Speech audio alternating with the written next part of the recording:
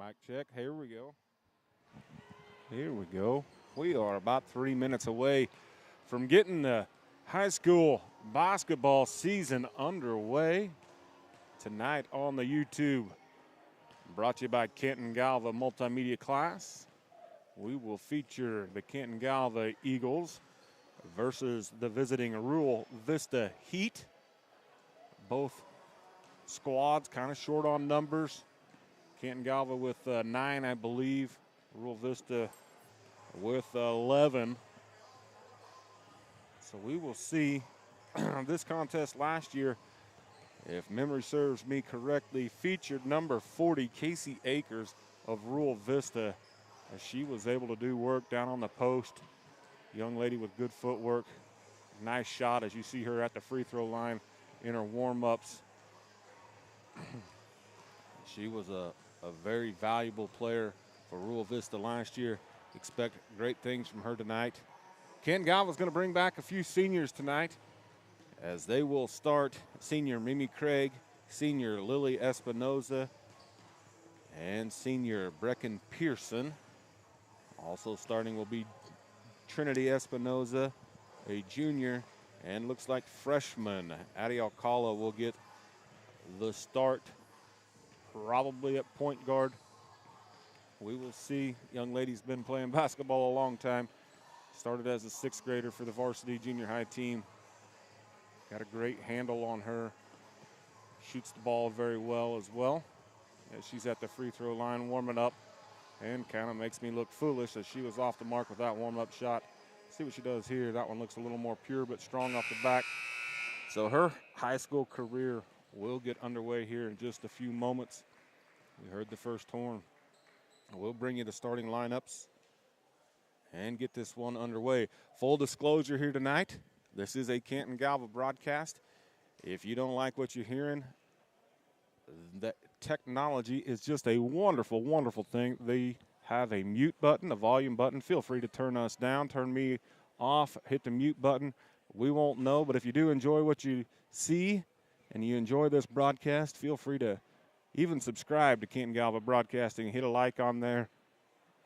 Give them a shout out. We appreciate all they do. Go follow them on Facebook, follow them on Twitter. They do great things. And just a remarkable group of people that I get to work with. And they're fortunate, or I'm fortunate enough to get to come call these games.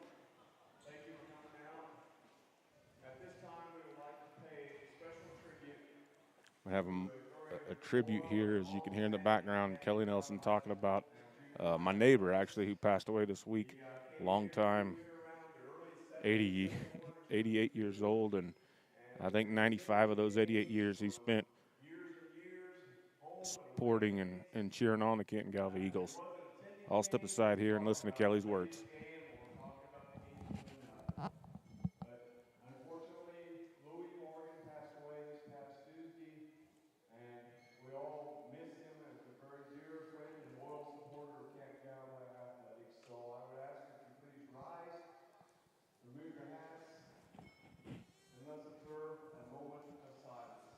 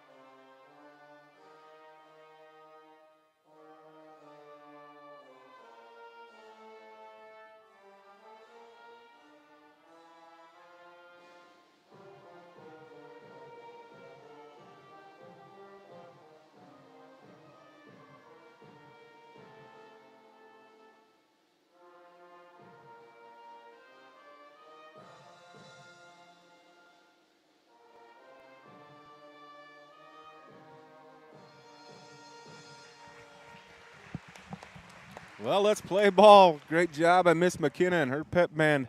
Not a large crew over there, but they sounded outstanding in this beautiful, beautiful, beautiful arena. We'll bring you the starters for the Rural Vista Heat and the Canton-Galva Lady Eagles. Number 4, Bailey Rapp, a junior. And it'll be number 2, junior Trinity Espinoza. And then there, Rural Vista's Abby Worrell, number 20. Excuse me, Angie Linder at number 11. She's a junior. Brecken Pearson, one of the seniors for Canton-Galva.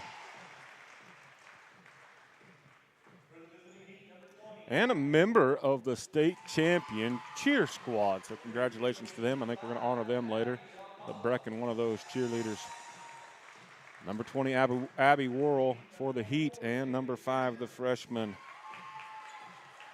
Addie Alcala. 24, Shaylee Sanford, a junior. And Sister Espinoza, that's number 11, Lily Espinoza. And then Casey Akers, number 40. And she's got a task tonight as number 35, this senior Mimi Craig is a pretty good post player herself.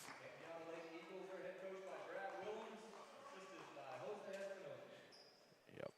And the Eagles are coached by Brad Willems, assisted by Jose Espinoza. Kane Hensley is going to be the head coach for the Rural Vista Lady Heat.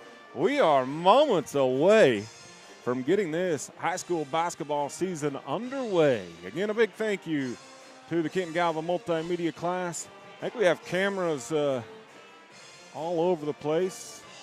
Might even have a sideline camera here tonight as this multimedia class continues to evolve.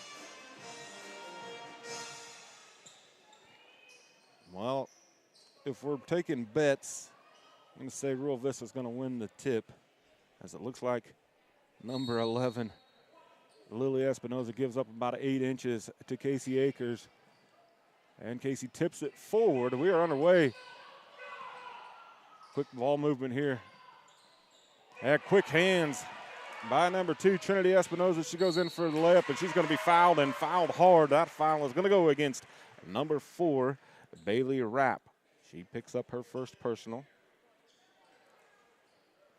That'll put Trinity at the line to shoot 2.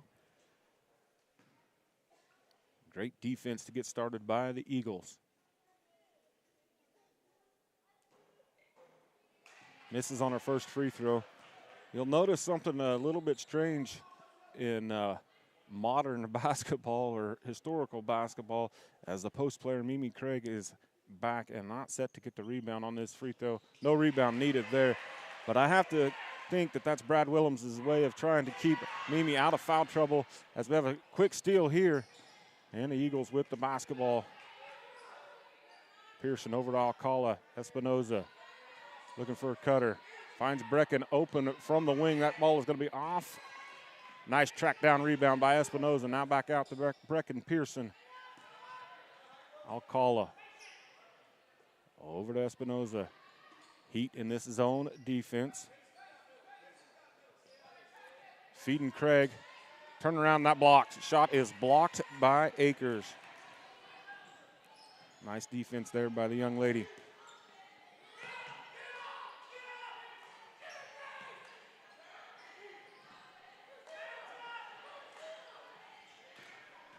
Cut here.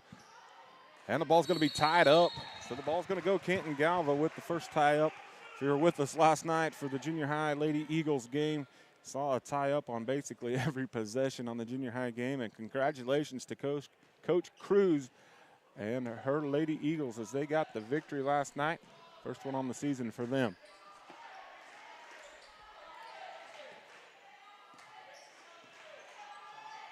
With a feed in to Craig, knocked away by Rural Vista. Over to Pearson. This 4-out look. Going to need to have a shooter from the outside. As the Eagles have a cutter going across. Going to try to feed Craig.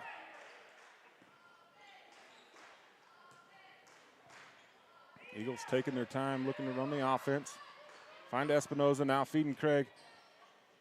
Another partially blocked shot there by Akers.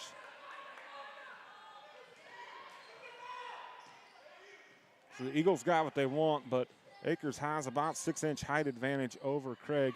Gonna be tough for her. Have that post move. We're gonna have another steal or tie up here. Almost a stolen ball. It's gonna stay with Rural Vista. Brecken Pearson with the great defense there as she got the ball knocked away and tied up. Bailey Rapp set to throw the ball in. Does so to Abby Worrell. Quick hands here by the Eagles. Nice shot. Ball is going to go out of bounds, going to stay with the Eagles. Or excuse me, with Rural Vista. I'll get my stuff together at some point tonight, hopefully. Drop again to inbounds. Quick shot here is going to be missed off the mark. Pearson with the rebound. Out to Espinoza.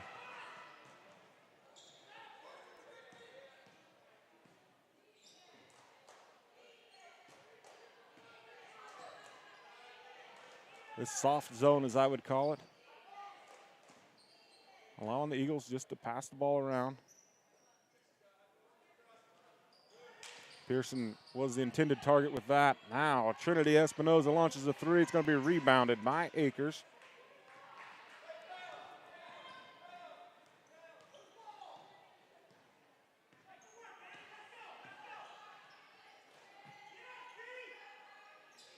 Good feed in here to Akers. And as I mentioned,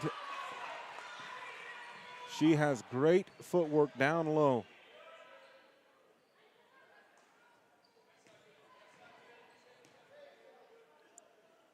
Now has as many points as she's got blocks early on in this contest.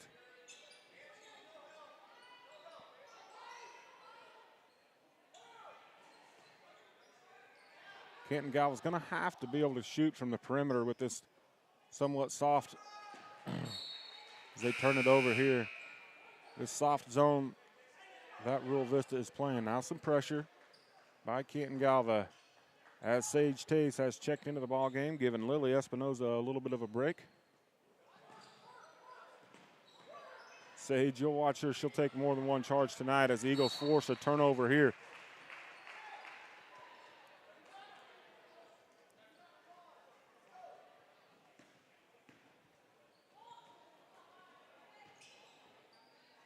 Tough feed here, just a little bit high for Mimi to handle. Turned over. Bailey Rapp bringing it across the timeline. Picked up by Addie Alcala. Brecken caught sleeping. That was a travel, didn't get called. Now they're going to get Brecken Pearson with the foul.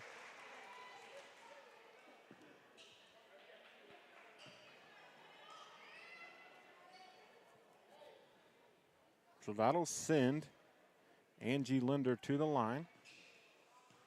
Rural Vista is ahead 2-1 in this early goings of this first period.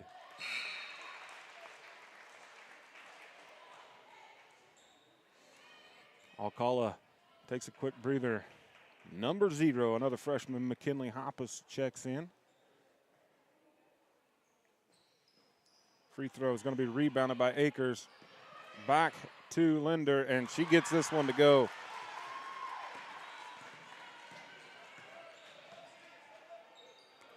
Almost stolen away. Good feed there by Taves. Another block shot by Akers. Ball skipped ahead. It's going to be stolen by Craig. Eagles with the opportunity here. Mimi elects to slow it up.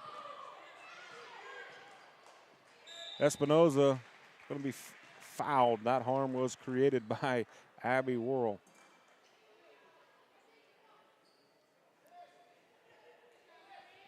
So just the second personal against the Heat as Espinoza checks back in and gives Craig a breather. Offensively, you have to wonder if this isn't the way to go. Sage Tays with a turnaround floater. Atta girl, Sage. Against the much taller Akers. Good trap here. Ball's going to be tied up. No, we're going to get a timeout. Timeout Pearson and Taves with the great defense, trapping the young lady right there in the corner, just how you're coached to do. And head coach Hensley gets the timeout for the Heat before the jump ball was called. 3:12 in the first, left on the clock. Eagles 3, Heat 5. Canton-Galva looking very energetic. Needing to find an answer on the offensive side. As one has to wonder in practice if most of their offense hasn't ran through Mimi Craig. She's got great footwork down low, a nice soft touch, but the height advantage goes to the much taller Casey Akers, who has seen a lot of playing time throughout her career at Rural Vista. Very good defender, doing so so far without picking up any fouls. So we'll see what Canton-Galva can draw up and Coach Willems can draw up offensively. Defensively, Sage Taves has a monumental task down low, as does Brecken Pearson now, in trying to guard Akers.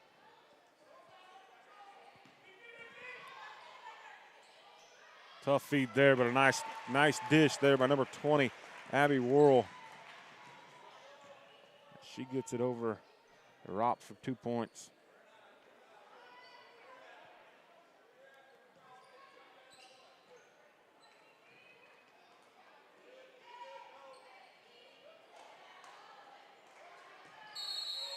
Going to get a 3-second violation.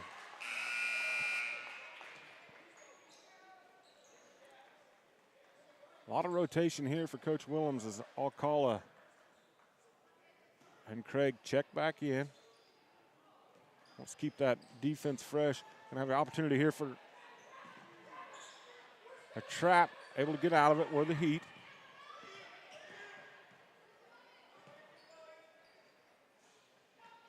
Good ball movement by Rural Vista. Nice passes. Eagles in that zone as well. Ball knocked away by Taves and then saved. Alcala with it. We're going the other way. Adios not scared to run with that basketball. Skips it across to Espinoza, a little bit high on the pass to sister Espinoza. Trinity has got it now to Taves out top. Taves slows it down. Over to Alcala. Feeds into Mimi Craig. Tries the crossover off of the foot of Akers.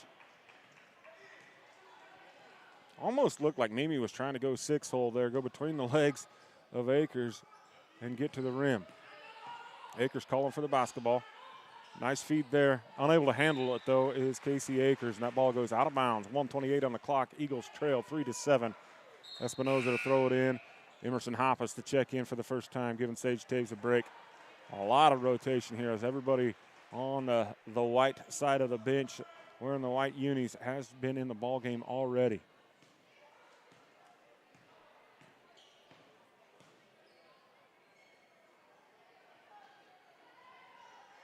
Hoppus, another one of the great defenders. Watched her since she was in 3rd grade. Very aggressive to the basketball. Nice feed here. Craig back with the little fadeaway. And Mimi Craig gets the Eagles 2 points. Trims the deficit to 2. We're going to have a foul here. I told you she was aggressive. Going to be a foul on Emerson Hoppus. It's okay. It's just the Eagles' second personal. At the 1-minute mark in the opening period. That is a very harmless foul as Pearson checks back in for Hoppus.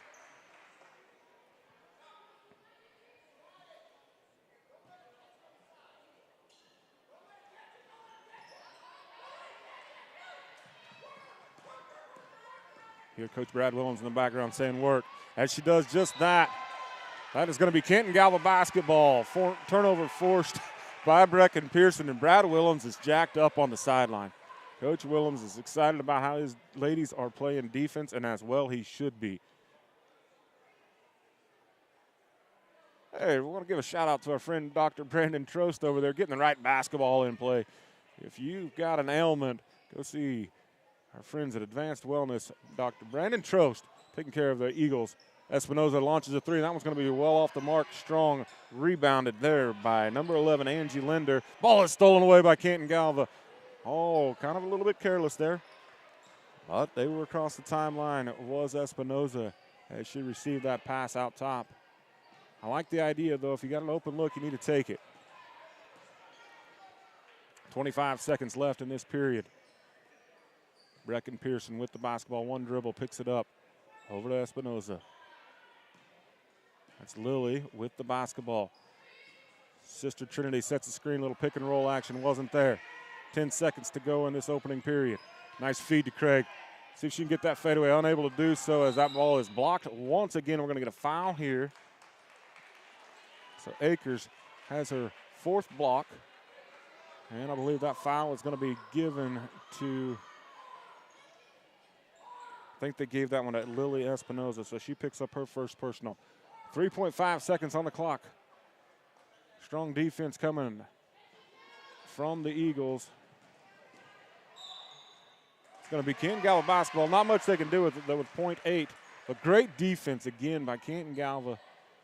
Great footwork, moving of their feet. Coach Hensley is not excited. Little tip-in play. Almost gets it to go. Almost could have got a foul as well. As that shot, great play there with just .8 on the clock. Falling to the ground. So we've gotten through one. It's 5-7. The Eagles trail the Heat. Akers, as advertised defensively, with 4 blocks. Angie Linder leads all scorers with 3.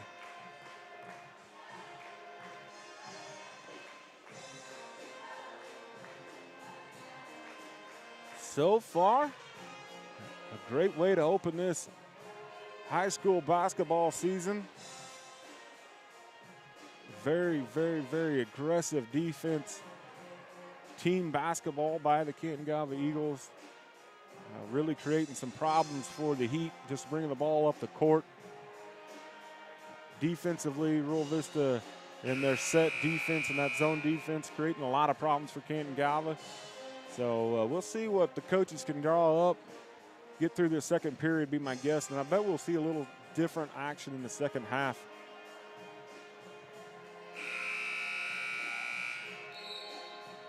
There's the second horn. Campbell Reedy has checked into the ball game for Rural Vista, number 30. So Shaylee Sanford's out there. Canton-Galva basketball.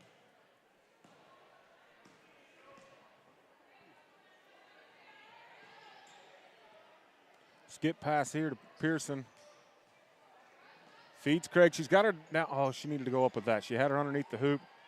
Nice shot there by Espinoza. So it's all knotted up at 7. More pressure coming. Errant pass there forced by the Eagles. Willems is well out onto the court. Cheering on his young ladies. Very excited for the way that they're playing. Defense, press defense, really not even a trap defense, just pressure. Gonna throw it in, Brecken. Gonna get a 5 count here if you're not careful. The ref was counting before Brecken was ready, I think. With the kick out to Espinoza, maybe off the glass. No, nice rebound by Pearson. Put back and almost won. First foul here is going to go against Casey Akers. So she made it through the first period without a foul. Mimi Craig made it through without one. Mimi may set the Canton-Galva record for fouling out in a high school career. You can see her now playing defender of the goal and not worrying about a rebound. Don't want her to pick up a foul as the freshman Alcala is down on the post. She can read the basketball very well off the rim. This free throw is going to go off the glass and in. Espinoza now has full.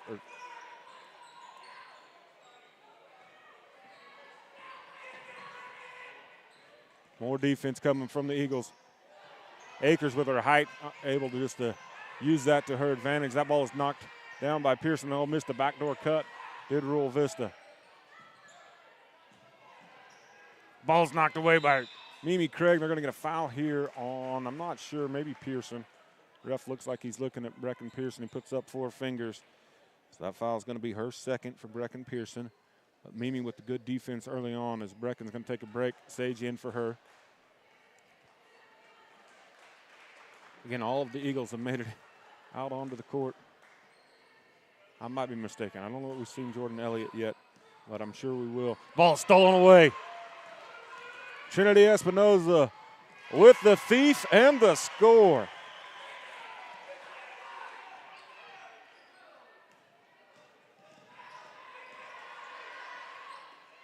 And we got another steal here, and the ball's going to be poked away. That is the errant call there by the Stripes. That ball was poked away from behind by Rural Vista. Nice steal by Mimi Craig. He was right there in front of it, so I'm saying he probably knows more than I do, but from my angle, it's knocked away. Maybe it was off of Mimi's leg or something. But from here, it sure looked like that should have been Canton-Galva's basketball. As I said, Jordan Elliott now into the basketball game. Number 10 there. Stepping into the three-point shot off the mark. Mimi Craig's going to get a rebound and going to get a foul. That foul's going to go against number 30, Campbell Reedy, I believe, as she kind of ran over Mimi.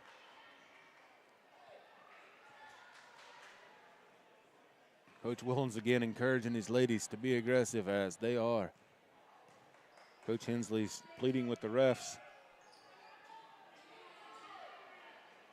Eagles again, using that energy on defense, taking it kind of slow on offense. Taves with the basketball out top.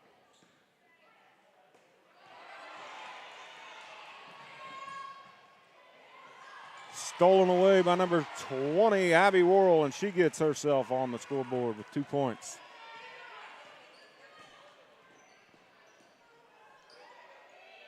Espinoza with a beautiful take, unable to finish though. Akers' height proven to be difficult to deal with down low. Rural Vista gets it across the timeline.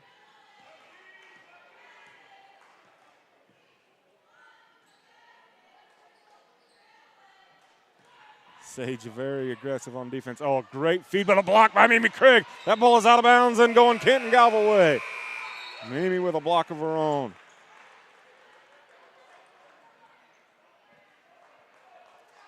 Matt subs in for Canton-Galva.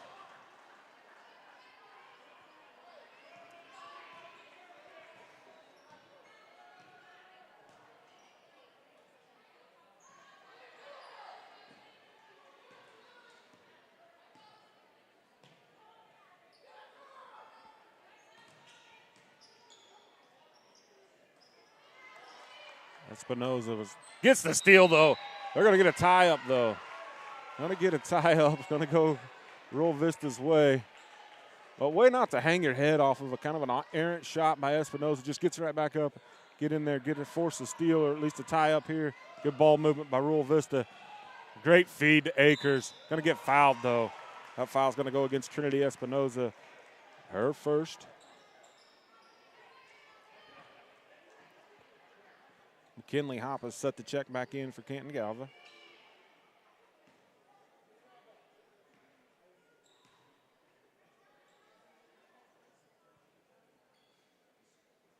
Good looking free throw for Akers. Trinity Espinoza takes a seat. McKinley Hoppus in for her.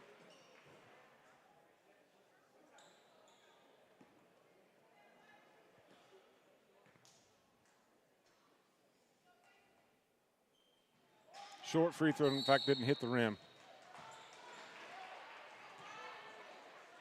4:57 on the clock. Canton-Galva 11, Rural Vista 10.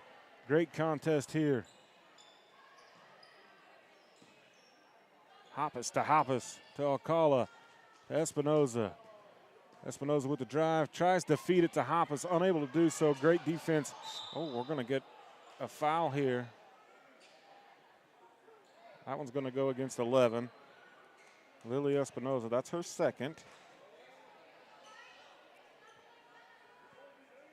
Next one, Rural Vista will be shooting. The ball's going to go out of bounds. Espinoza showing some hops, but unable to get to it. Neither was number 30, Campbell Reedy. That pass, another turnover forced by Canton-Galva. As Espinoza Lily variety is going to take a seat. Mimi Craig back into the ball game for Canton-Galva. Again, Lily with the 2 fouls. Alcala with the basketball. Dribbles to her right, feeds Craig. Out to Hoppus. Hoppus squares up, shoots off the glass. Rebounded by number 11, Angie Linder. Ball knocked around here.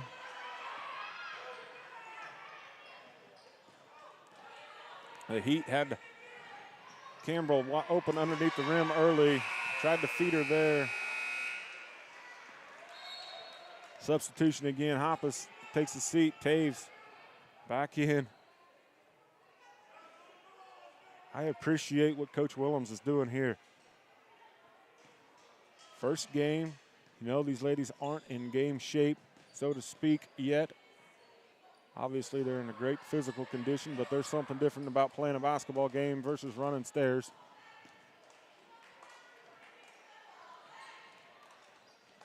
Skip pass over to Pearson from Taves. Hoppus flashes. There it is. Mimi Craig got Akers backed underneath the rim. Used that rim a little bit for protection and able to get up the easy look. Good feed there to get the Eagles 2 points. Ball movement by Rural Vista. We're going to have a foul here, and frankly, if Bailey doesn't fall down there, they're not going to call that a foul. We just got their feet tangled up more than anything. Give that foul to Sage Taves. Trinity Espinoza checks back in for McKinley Hoppus. Now you see Mimi Craig down there on the block. She's made it this far, and I hope this isn't the announcer jinx, but she's made it this far without a foul. As Bailey Rapp is at the line. Shoot a 1-and-1. Beautiful on the first one. Nothing but nylon for her.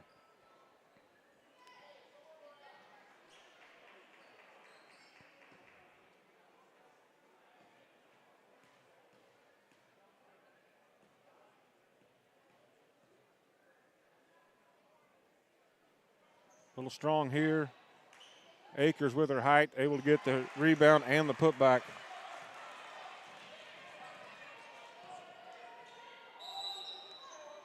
We're going to have a foul on the floor. I think they're going to give that one to Rapp. So that's her second personal. Espinoza throws it in. Does so to Craig, over to Taves. Brecken flashes down low. Blocked again.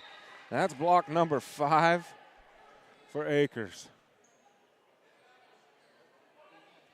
Just the one personal foul on her.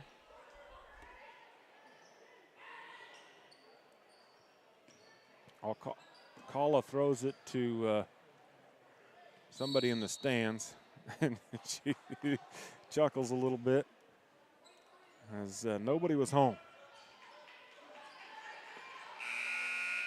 13-13, we got us a contest here, 3:04 in the second. Shaylee Sanford checks back in. She's going to give Bailey Rapp a break. Inbounds play here. Brecken Pearson knocks the ball away, but it was tipped. That's not a backcourt violation.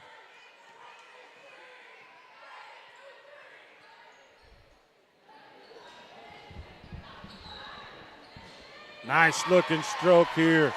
Three-pointer by number 24, Shaylee Sanford, just checked into the ball game, gets 3 of her own, breaks the tie.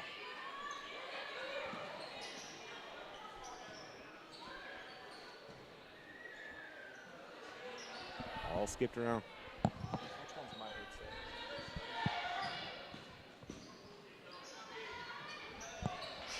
Rebounded by her Craig. Going to be tied up. Going to stay with Canton-Galva. That help? We need to go down with players. There we go. There we go.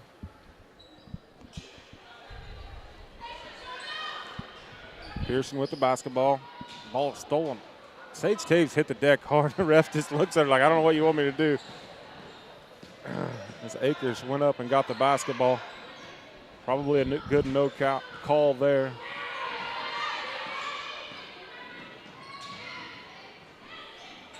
It's a good-looking shot. That's going to be Rural Vista basketball. Ball was knocked out of bounds by Trinity Espinoza. Lily Espinoza checking in. Pearson's going to take a quick break.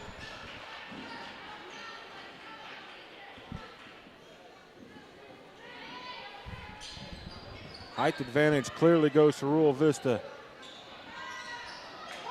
Espinoza with the ball.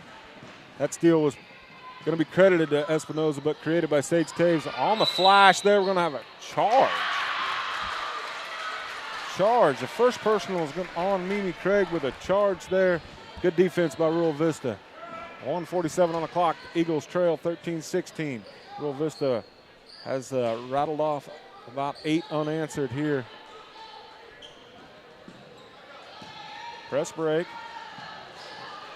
Casey Akers needs to catch that ball and just go to the rack. Three-pointer just off the back iron. Akers with her height keeps it alive. Going to have a block here. That's going to be number 3 on it, Lily Espinoza. She'll be sitting the rest of this half.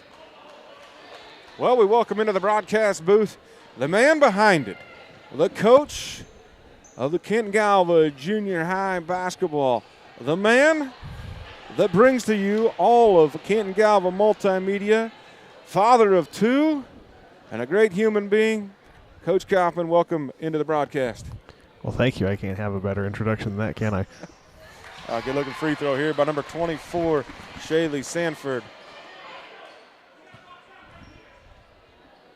Coach, congratulations on a tough win last night. Saw a great contest in that A-team game, and you had a 7th grader get a putback to break the tie with 8 seconds, 5, 6, 7 seconds. As the second free throw is good for Sanford. But what a fun contest.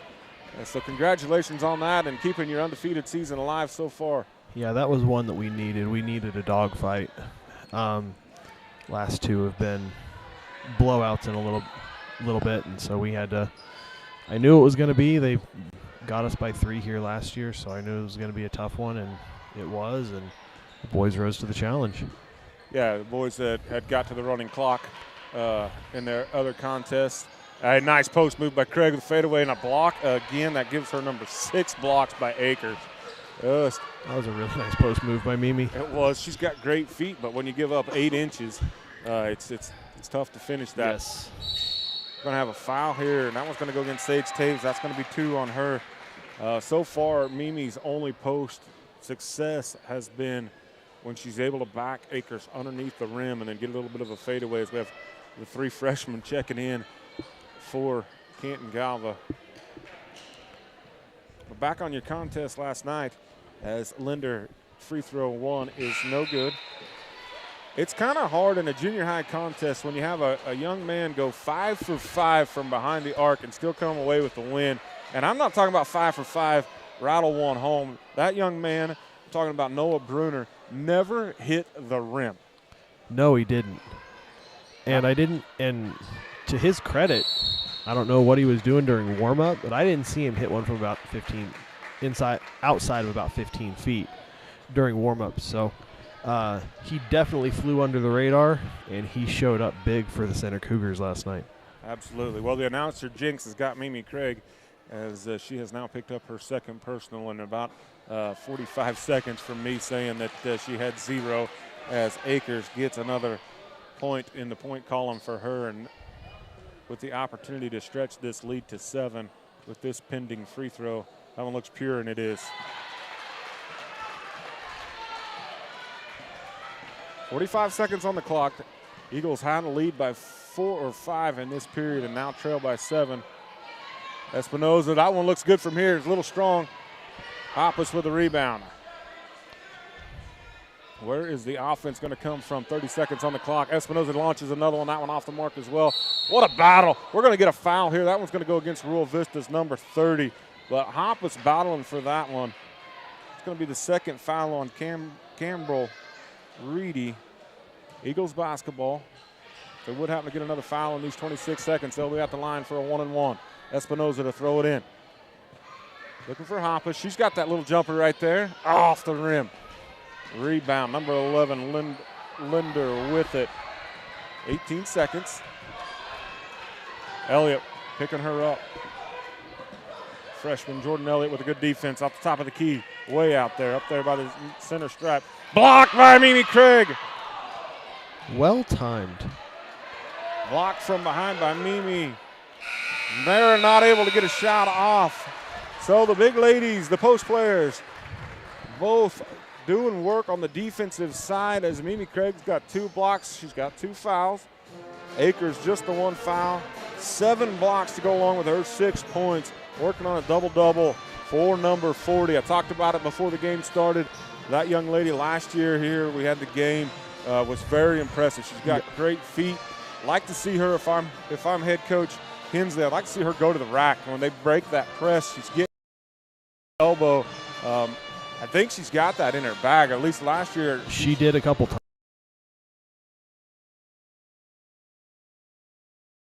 And got a good shot. Look at her free throw line. She's got a beautiful shot at the free throw line. And frankly, if she does that about 2 times, that press goes away. Yeah, she's a player. Like, she is a player. Watching her play volleyball, it's the same way. She's always in the middle of it and everything. The times they've been here playing volleyball, she is definitely someone that I don't know if anyone's looking at the next level, but she can move. She's just a really good player. Absolutely. Absolutely, she is. Yeah, she just because of her name, Akers, reminds me of Big Country from a long time ago. Guy that had great footwork and took up some real estate down low for Oklahoma. And she, like I said, namesake of Akers, reminds me of him, comes to mind. But we got a little break in the action here, so let's talk a little bit more about your season so far. You're bringing on kind of a Canton-Galva legend in your assistant coach. Yes. Coach Unruh is back. Coach Unruh is back.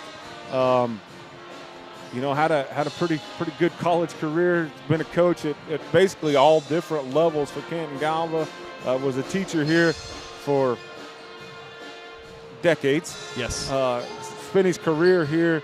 Him and, of course, his wife, Sue, beloved by the Canton-Galva community as well. They should be. Took him a little hiatus. Went and did a little retirement party and came back home, and now he's coaching. And tell me how that's been for you to have his years of experience come in and be your assistant. Absolutely invaluable. He's been in probably every situation under the sun, both as a player and as a coach. He was on some pretty good teams here, from what I understand, back in the day. So he's seen it all, and I'm only in my 3rd year being a head coach, so I'm a little light on the experience. He knows what to do in some late game situations that we found ourselves in this year at Central Christian and last night against Center. And if he has something to say, I'm not going to stop him from saying it, because he's going to know better than I will on some of those in-game situations. Yeah, and the boys seem to love him. Of course, they appreciate what you're doing as a coach, and not that there needs to be a good cop, bad cop situation, but sometimes, especially when you're dealing with 11, 12, 13, 14-year-olds, that may be kind of a situation that is beneficial. Mm-hmm. And of course, Coach Unruh has been there, done that, and his sideline presence, and he just I can't thank him enough for coming back home and getting back involved in Canton-Galva athletics and the youth of Canton-Galva, whether it's coaching or not, just being involved and being a great human that he is, a great guy to have as a role model for us, and great to have for a mentor for you. Yeah, he's been amazing to work with. I can't say enough about him. Absolutely great to have him on the sideline and back in the community. Absolutely. Well, congratulations again to Coach Jill Cruzy as she got her Lady Eagles on the right side of the W column last night with a nice win as well. Her season is going to be a challenge. Their post player is probably not going to play. Yep. And that's injury, very sad. Injury and a young lady that played football and is got great, again, a very athletic young lady Probably not going to be able to see the hardwood this year as she's battling some injury. And they're young. Very young. You've been there. Yes, we were there the last 2 years. Every time but this year you've been there. This year you're not. You've got No. you've got numbers all up and down. Yeah, we got 24 out, which is a good problem to have. The only problem about it is we don't have enough time to go around on some nights. Yeah, I had the luxury, the pleasure of coaching those sixth graders for the last several years, and a great set of kids they are. But I was trying to. I had an assistant, sometimes two assistants, and we just had six players, and I don't have a great basketball mind, that's for sure, but trying to keep track of six was a challenge for me at times. I can't imagine trying to keep track of 24 and keep them all engaged and not playing patty cake. Well, and those sixth graders, we had that 20-minute quarter or 20-minute half here against Gossel, kind of get them going, get them some extra minutes, and then we were able to get a C team right before break at Harrington, and that group put up 56 points. Yeah, they play well together. They play very well together. And some of the passing in the post, it was a thing of beauty. Tanner Riley, I did not know he could throw a pass from half court all the way to the block on a rope. And did that several times. He did that several times. I was like, holy cow. Yeah. He just hasn't had an opportunity to do it in practice, but you put him against other sixth graders, and he does that all night. Yeah, we got to give a shout-out to Mr. Andrew Preeb. He's the one that brought the skill set to those fellows. He's been coaching them for the last 3 years, and anything that they've learned from the rec basketball, all the credit in the world goes to him, because he's the one that helped teach them and helped run those practices and did a great job. And defensively, you take like Tanner and Rustin and they're very aggressive. Quentin reads that basketball where it's going very well. And then you've got Westcott, who very athletic and can do some things and pull some things out of his hat that you're like, I didn't know you had that one in your bag either. And so the future looks pretty good for you, buddy. Yeah. And we have a good seventh grade class too. So that's kind of been the thing the last 2 years is, we only had, the two freshmen that are out right now is Camden and Aiden. Well, yeah, you look good kids, pretty good players, but when you only have a class of two, it kind of kills your numbers, and then all of a sudden you have sixth graders playing seventh grade against a bunch of seventh graders on a B team, kind of getting the tar beat out of them at times. Or you have a bunch of seventh graders playing against eighth graders, and same thing kind of happens. And this year we finally have eighth graders playing against eighth graders, seventh graders being able to play B team and not being sort of pressed into action. It was kind of a trial by fire thing. I think it made them better. But at the same time, it's nice to have them see a little bit of success at the same time. Yeah, the last 2 years you've had sixth graders starting on your varsity team, which gives them experience, and it's one of the reasons why I think that you're going to be in contention for the league championship. I think our friends to the west, I hear, have a pretty darn good basketball squad as well, and obviously Center's got a great basketball squad, especially if they could go 5 for 5 with one man from behind the arc. Yeah. That was a thing of beauty last night. I it can't was brag impressive. on him enough. The other team we got to look out for this year is Peabody. Peabody, yeah. They beat Center by, I think, 39-13, I think was the score of that game. So they have a group this year. We came back against them in football, so they got athletes. We know that, but they're not deep. Right. They're not deep. I think they only have 10 guys. 10 Well, or you 11 are. guys. You've got 24. Yes. We're a minute away from action. But before we get going, I'm going to brag again a little bit about my man Noah Bruner over there from Center. Give a shout out. We're playing against Rural Vista, so some of them knowing he's got a cousin going up. He's going to Bulldog tonight, and if he'd happen to win the Bulldog and tonight, he's in Las Vegas.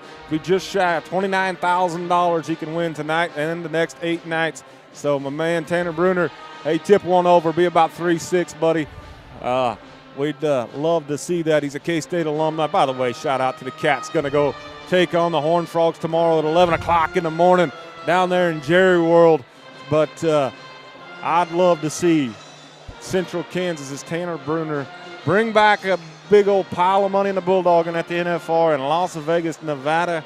Again, round number 2 is tonight for that. That sounds like a lot of fun. Heck yeah, go watch it. It's on I think it's on RFD. It's on the Cowboy Channel. A lot of money up for grabs. A lot of fun to be had. In fact, I think we've got a mother to one of these basketball players out here on the court. Might even be there watching tonight. We are back underway. 16 minutes of basketball, ladies basketball in this opening game of the season. The Lady Eagles trail 13-20. Rural Vista set to throw it in. Big story of the night, 7 blocks already for Akers. We're going to get a 5 count right there. Brad Willems is jacked up as well he should be. He is excited about the way these Lady Eagles are playing defense.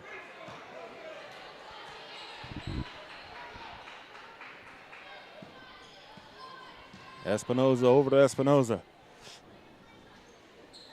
Again, the Eagles going to have to find some scoring from outside of the paint. As Akers 7 blocks in that first half. She's just got the 1 foul. Craig off the back iron. Espinoza with the and 1 situation. Count it. Trinity Espinoza. 2 more for her. Has the opportunity to trim the lead to 4 with this free throw. They gave that foul. I'm not sure to who. We'll get that for you if we figure it out. You're not going to get the rebound. Akers is. They did give that foul to Akers, so she's got 2 now. Not keeping track of rebounds tonight up here. Our statistician not able to keep track of everything. But Akers would be, as Brecken Pearson gets the steal. Oh, good hustle by Rural Vista, cutting off the fast break. Craig with the elbow shot. Gonna have a travel here.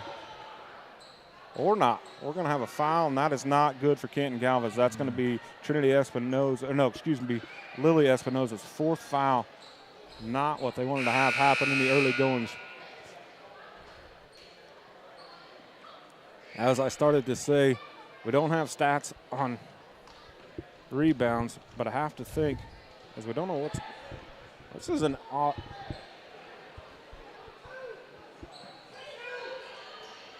I have to think that Akers is working on a triple-double.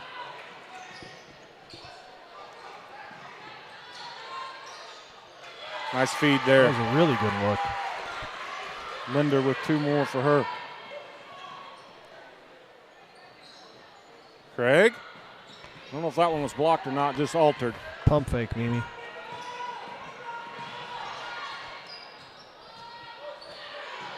Akers does most of her shot blocking, though, without leaving her feet.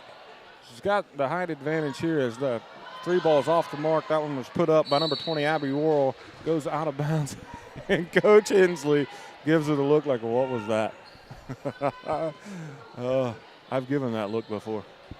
I have too. Last night. Taves to the corner. She's got that in her bag. I'd like to see her get one up. Oh, missed the feed there, did Craig. Pearson from long. That ball's going to go into the hands of Linder. Canton-Galva staying with this heavy pressure defense in the backcourt.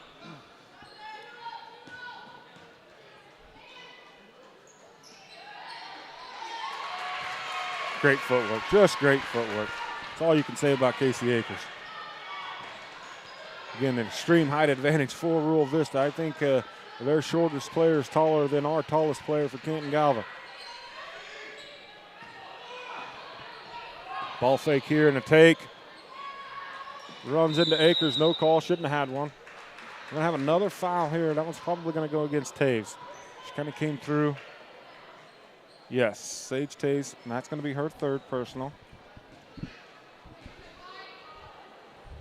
Last night they wouldn't have called that. No. No, they would not.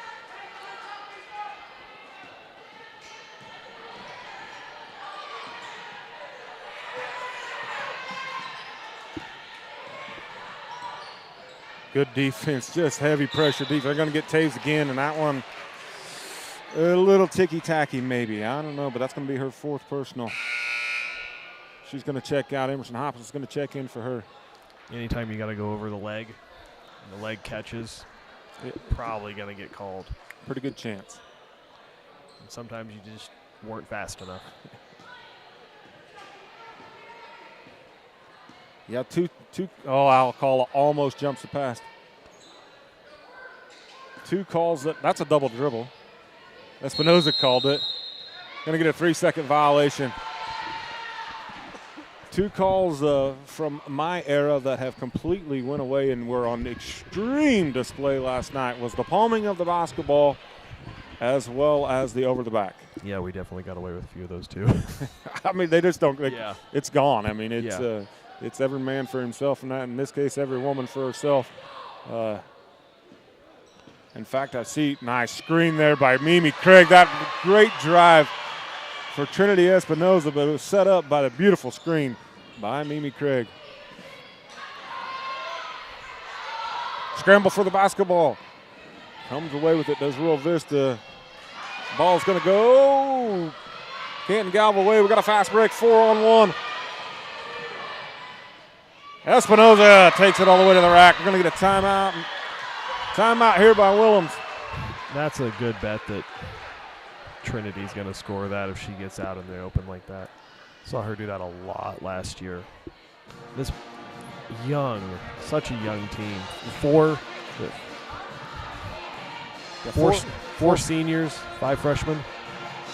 Yeah, I think just 4 freshmen. No, Trinity's. Trinity is a freshman. Yeah, that's so we got 5 freshmen, 4 seniors.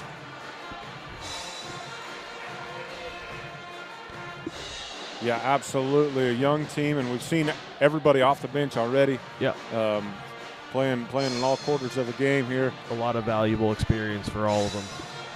Very much so, and the seniors have seen a lot of PT throughout their career as well. So, and Coach Willems here again, opening night.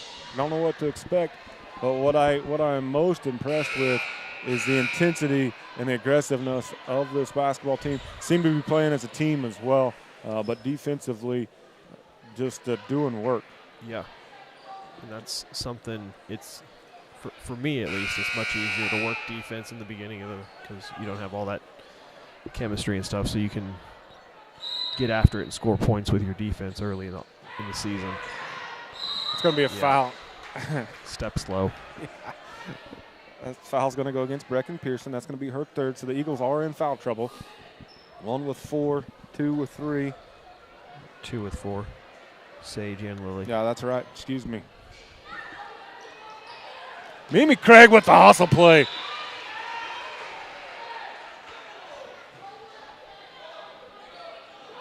Looked like a free safety back there. Breaking on the football.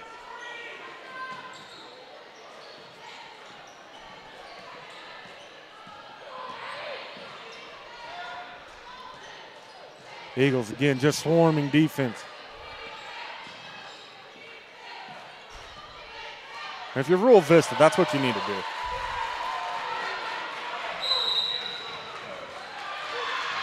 Have a travel here, traveling violation. But Rural Vista's got such a height advantage. Just feed it to the post and let them score. But again, credit to this Eagles defense for keeping that from happening. They definitely play taller than they are.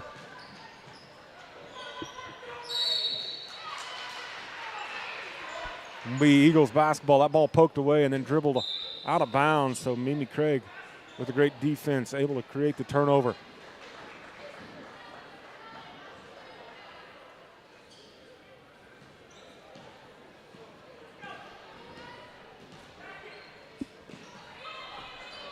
Three freshmen on the floor for Canton-Galva right now. 2 seniors. Senior to senior. That shot just off the mark for Craig. Going to stay with Canton-Galva. You know, the end of the season last year, that shot fell the majority of the time for Mimi. I have to think that that'll come back to her. Just a little bit of rust. Brecken makes that one too. Off the front iron. Great hustle, though. 2 white shirts going after it. Rural Vista basketball, 3:27 in the third. 19-26 is the score. Eagles with the pressure defense. Breaks it again, but poked away. That's going to be, should be Canton-Galva basketball. The ref never did point, but should have been Canton-Galva basketball. Again, rotation. Good hands from Mimi, too. Yeah, absolutely. Poking the ball out from underneath, not coming down across an arm. That way you get all the ball. Even if you knock it out of bounds, then you just reset, play defense again. Yeah, and she needed to, as Rural Vista had numbers there, if that ball was fielded cleanly.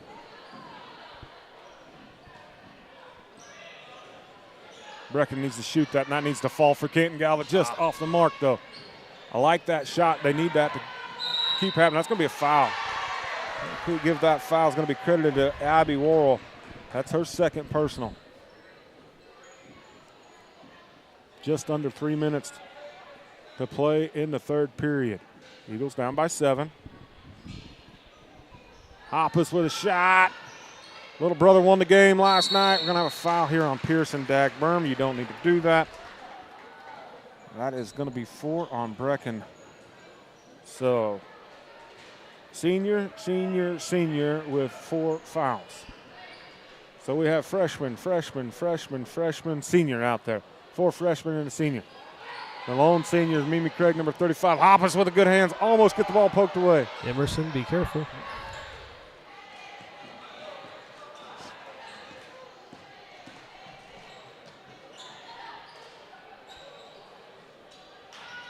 Three-pointer here off the back iron. Going to be a long rebound. Tracked down by Rural Vista. Another 3. Nope, ball fake.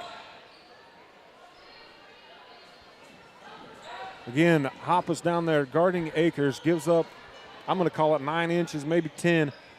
From Rural Vista, just feed her. Block shot by Mimi Craig. Out of bounds. Going to be Canton-Galva basketball. Hey, we need somebody to pick the basketball up.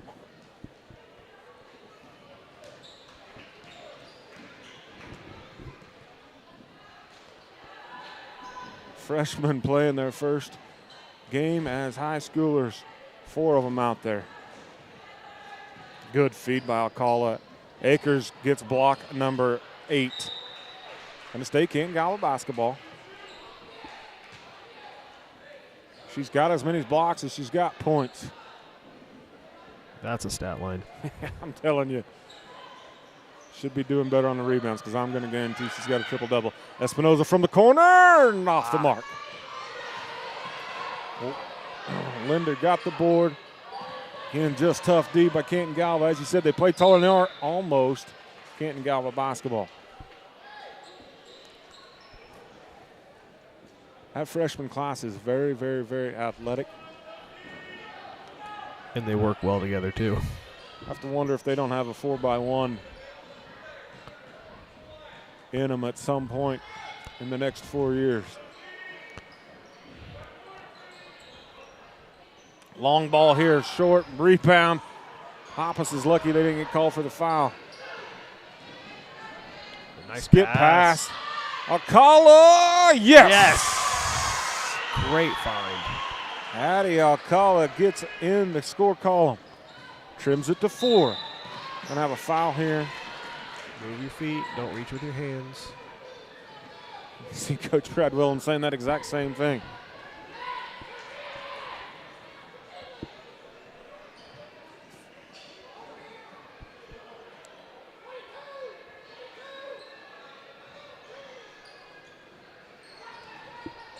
Great ball movement by Rural Vista. That's a travel. She skipped on 1 foot, and they're going to get a foul instead.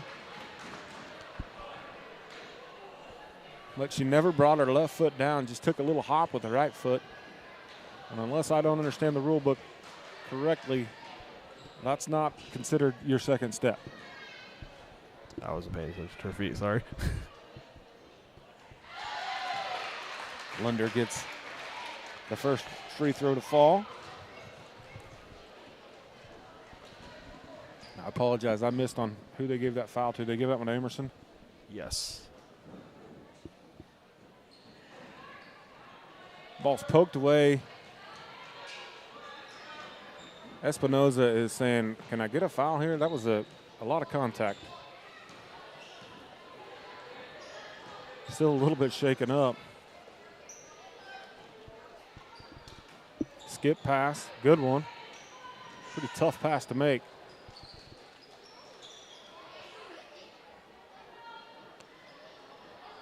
.40 seconds on the clock. Oh, missed the drive. Emerson thought about it. McKinley.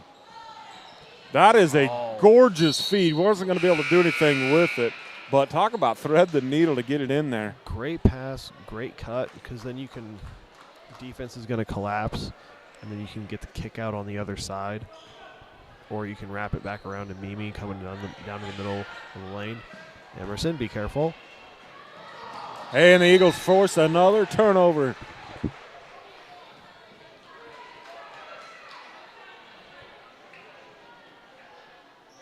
Eagles defense doing work, creating turnovers.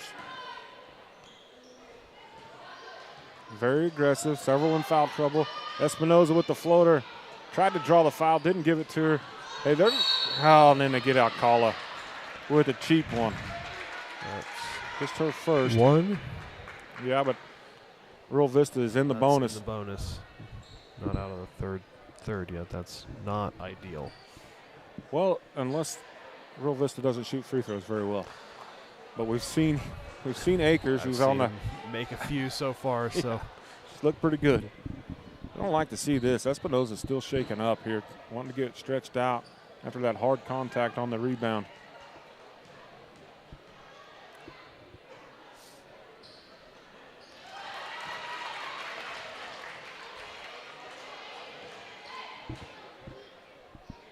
Bailey Rapp's first free throw is good. Second one coming.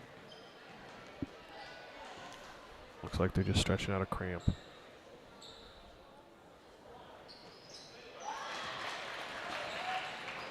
Bailey's got 5 for the contest.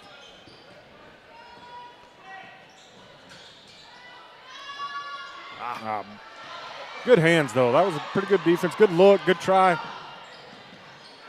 Good hands by Rural Vista. No shot here. So the Eagles are going to go into the fourth period trailing by 8. But they've got, what do we say, 3 or 4 with 4 fouls? We got 4 with 4. And one of them's not Mimi Craig. No, Mimi has 2, Lily 4, Brecken 4, Sage 4, Emerson has 2, and Addie 1. And Bailey Rapp's got 2 for Rural Vista, as does Abby Worrell, Campbell, Reedy, and Casey Akers, all with 2 fouls. So Rural Vista's in great shape as far as the fouls are concerned. They're in great shape as far as the scoreboard is concerned, as they lead 29-21 with 8 minutes to go. As the season is underway, Canton-Galva is coming underneath the tunnel here. He'll get ready as we see the boys who... It's going to be a different looking boys team tonight. Well, they haven't practiced. Well, there's that. But you also have Garrett gone at robotics. Oh, right. Kaysen gone at robotics. Jory gone at robotics. And TJ gone at robotics and also hurt. TJ's hurt? Yeah. From the football game? Yeah. Something with his shoulder. I don't know what it is. Well, I know you've listened to the broadcast. I am a big TJ Kane fan. That is a man in a high schooler's body, and he is going to continue to grow. I look for great things from him on the hardwood. His career on the gridiron is not over. He will be playing on Saturday somewhere if he wants to. We're going to get a foul here, and again, if she doesn't lose that ball, they probably don't call that, but that foul is going to go against Angie Linder. Just her first personal. And just the third for the Heat in this half. You need to hit that, Brecken. Short. Good. Oh, just grab that. It's going to stay Canton-Galva basketball. Nice hustle. Branson did that once last night and just threw it off a kid's leg as hard. It seemed like about as hard as he could. Yeah, right over there, kind of where Brad Willems is standing. but he needed to. He didn't have anywhere else to go with it. I thought the bank was going to be open. Turns out it's closed. There we're going Rural Vista.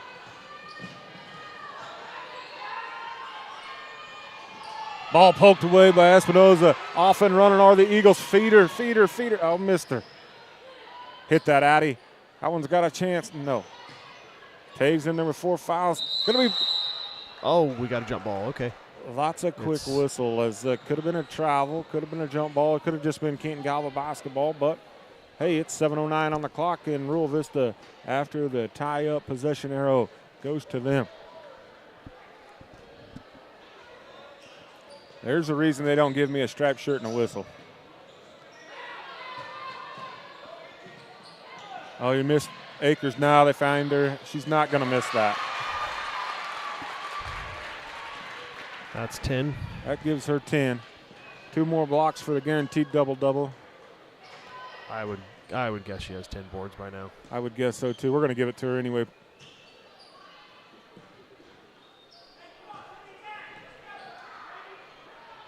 In soft zone. Got to have a 3-ball. Got to have a 3-ball. Nothing but the bottom of the net for Addie Alcala. That is what they need, that soft zone. You've got to be able to shoot from outside. Daring him to shoot. And finally, Addie Alcala able to stroke one home. Get the nylon to snap. Gets that lead trimmed back to 7. 6:31 on the clock. We got a contest here. It's a fun one. It's going to be a great season. I'm looking forward to it. I am too, and we got next week we're at Gossel, but after that I think we have 2 home games in a row. Look at there. So we're keeping us busy. Looky there. Again, a great shout out to Coach Kaufman here on the microphone with me up here in the Crow's Nest. What you do and all with the multimedia and what you've been able to do and bringing us to football games. I know at times, several hundred viewers out there and a great feed. Of course, the feed brought to us by HCI. Speaking of great feed. That was a good feed. That was a beautiful feed falling down. Akers finds Linder. What are we going to do here? We got the block. Going to give the block. Hey. Yeah. She wasn't quite set. It was an aggressive play. I want to finish that thought. You got a lot of high schoolers. We even had high schoolers donating their time. Alcala again from the same spot. Nothing but the bottom of the net for Addie Alcala. Needed that. That's going to be a charge. It's Never mind. It's going to be Sage, your night is done. That's what that's going to be. Darn. Blasted. I mentioned earlier that Mimi Craig might set the record for most foul outs for Canton-Galva history. Sage is right there with her. Yeah. Young ladies have played since they were freshmen and played aggressive defense, and with aggressive defense comes some fouls. Yes. Those two definitely get after it. And Sage is going to be going for a ball. She's going to. Might be one of the first contests I've ever seen her play where she didn't draw a charge. Yeah. Free throws off the mark. The height of Rural Vista. Oh, we got one ref calling a tie-up. We got another ref calling a foul on Espinoza. And that's going to end the night for Lily. She's pleading her case. Like, what? Like, you haven't called that all night. The other guy's calling a jump ball. And she's not wrong. But I'm going to finish my thought here. I want to say thank you for all that you've done, Coach Kaufman. And again, HCI brings us the feed out there at the football stadium, the beautiful Margreter Stadium, as Emerson Hoppus checks back in. But what your high schoolers do in the rain, getting prepared, all the technology, just from the community, we all like to say thank you. That free throw's off. It's been a good time. I know that sounds like a weird thing to say, but it's something that, is, I feel like, needed. And so we're going to do it. We're going to do it as well as we can. Hoppus with the board and then errantly throws it up ahead. Kind of was out of control. We're going to have a timeout here. Timeout. Coach Hensley of Rural Vista. Pass was there. Yeah, Emerson unable to set her feet, got the rebound, Yeah. kind of took off running and got a little bit ahead of herself and tried to get it out ahead. Good idea. If she's under control just a little bit more, probably gets that pass on the mark. We got a good one here, thanks to 2 back-to-back threes by Addie Alcala, trimming it to 6. You know, at the college level, you know, if you get it to under 10 with 10 to go, under 6 with 6 to go, it's kind of where you want to be. Yep. I wouldn't put us out of this yet. No, sir. Of course, we've got 2 Lady Eagles sitting on the bench the rest of the way, being fouled out in Lily Espinoza and senior Sage Taves. Brecken Pearson, the other senior, in danger with 4 as well.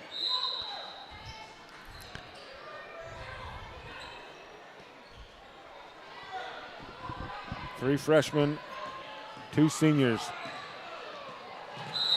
We're going to get a double dribble there. Great defense. That was Trinity Espinoza creating another turnover for Canton-Galva. outstanding. The way she foot moved movement. her feet. Yeah. Stayed right there. Didn't. That's a foul.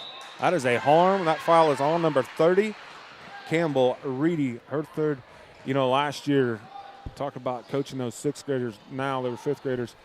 Little sister Sophie wanted to get better at basketball, so she came to a lot of our basketball practices, practiced with the boys, and she's just a natural at defense. Yeah, she able is. to move her feet. Good ball fake. If she's got 3 in a row, does not just off the mark. Espinoza with the board, does not get called for the foul. Does number 20, Worrell, but they're going to say it was off of her. That would have been huge. We've got a nice crowd here tonight. This place would have went wild if Alcala was able to knock down a 3rd three-pointer.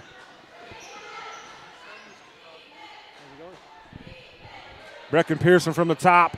Brecken Pearson off the back iron. Alcala tracks it down. Going to be out of bounds. She knew it. A 5:17 on the clock. We got a good one. Get your popcorn ready.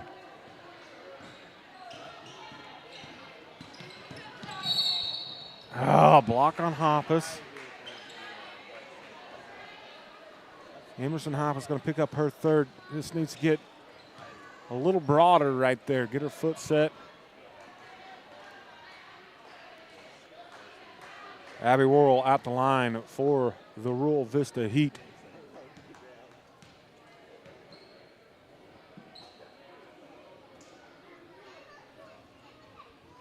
Pure free throw for Abby.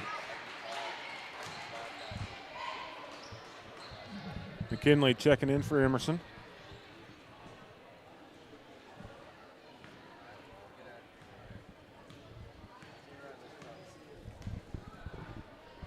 These free throws are giving Canton-Galva a chance to catch their breath. That one looks like it's going to do nothing but go through the hoop for Abby. Gives her 5. Skip up ahead to Espinoza. Block. Oh! They're going to give her the foul. Okay.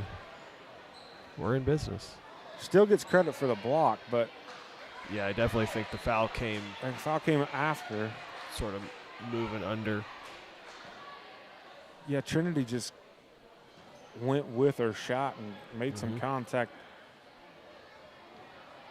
I, quite frankly, would have been pretty good with a no call right there. Yeah, I think it was definitely a 50-50. Is it, when you're coaching defense, I don't know how you coach any better. Go straight up, and she did. And Yep. And as they say, the ball don't lie. Yep.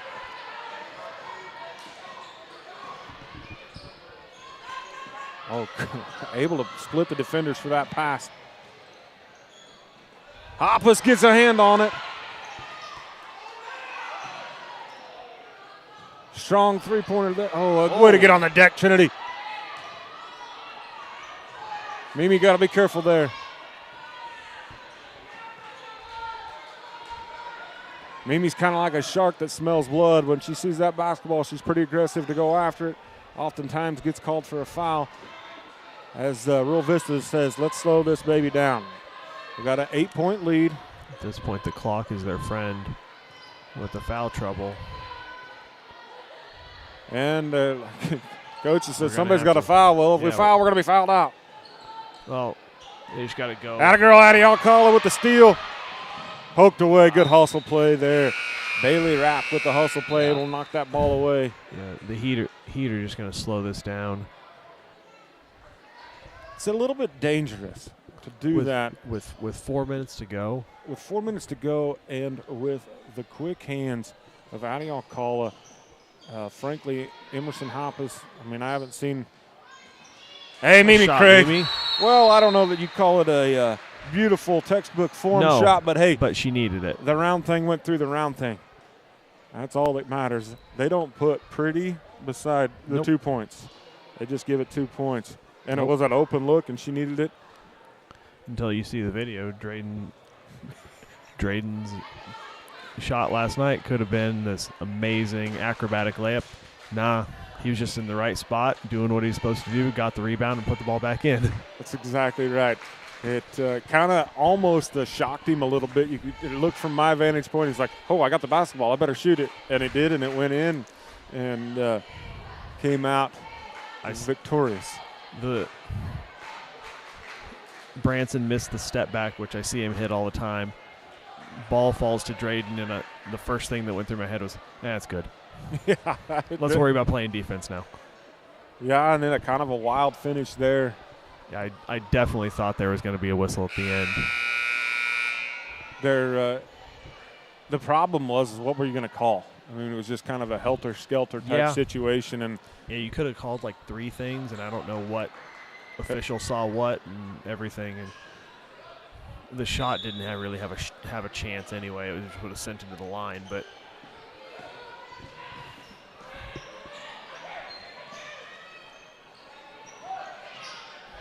Good defense.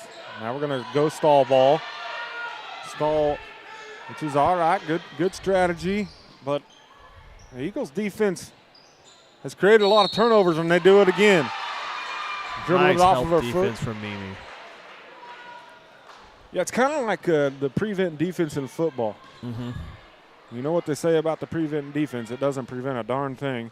And that stall ball, if you're not used to playing it, and especially with a team that has created a plethora of turnovers here tonight, might prove to be a little bit dangerous for Rural Vista.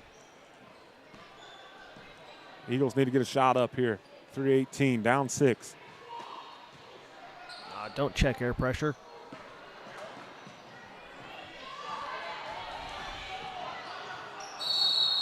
Going to have a timeout here. Jordan Elliott with good defense, way to move her feet.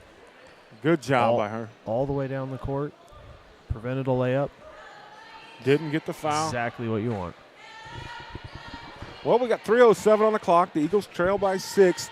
Both teams in the bonus. Rural Vista in the double bonus, so they'll be able to shoot 2 on any foul here. What are you saying to your team if you're Coach Willems over there? Mostly freshmen playing. Well, first I got to look at how big their eyes are. Right. And then tell them they're right in it. You know, unfamiliar situation. You're young, but you're talented. I know you can make shots. Now just go do it. Do you tell them, I mean, have you picked out a player here that you want to foul to put to the line? Not 40. Right. Go hustle, hustle, hustle. Oh, be careful. Maybe not that much hustle. Trinity Espinoza is going to get a foul here. Quick hands, stay in the passing lanes. Angie Linder has a chance to add to her point total as Trinity picks up just foul number 2.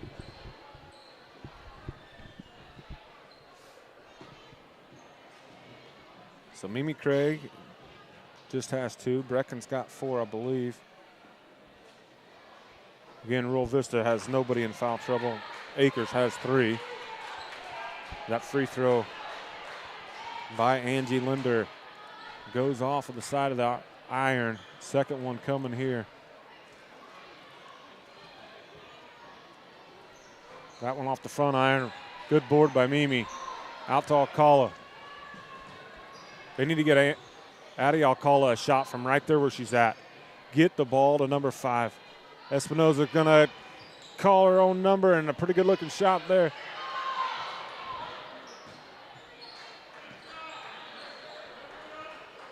Don't have a problem at all. Alcala, that one might have been partially tipped. I'm not sure from our vantage point. 2:30 to go. 29-35. Visitors are on top. Gonna have a 10 count. Gonna have a 10 count. Absolutely. Don't see that every day. No, we saw a 15 count last night. Was it 15? It may have been 20. They had it on the wrong side of the timeline for a long time. Brecken Pearson from way downtown. Fatigue may have set in. Wolf! Oh, out of bounds. Trinity Espinoza with the all-hustle play. Sorry about your ears there.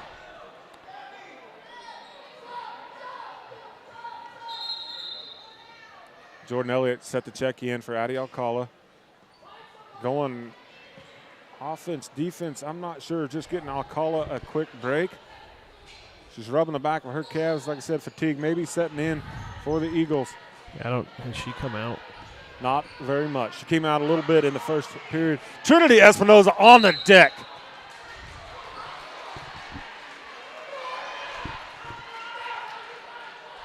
You hear Coach Willem say, "You're all right. Get up and let's go." Alcala's going to check back in.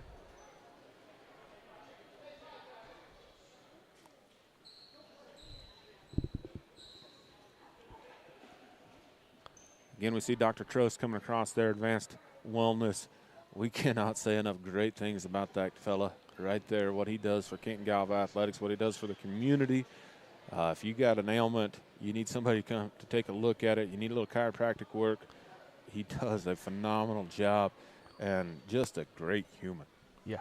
He is a fun guy to be around and fun guy to listen to. Always positive. Taking a look here at the young lady.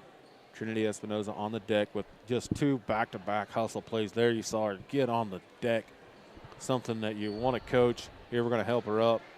I bet you we see her within the last 60 seconds of this contest get the air back in her. Both are, I think, looked like both are calves cramped up. That might be, yeah. Again, fatigue. Maybe go get her an IV. We need her back.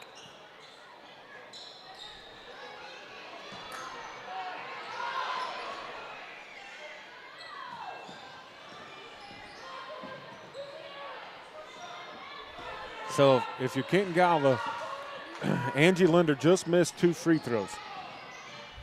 Block shot there by Alcala. And she's on the deck in pain.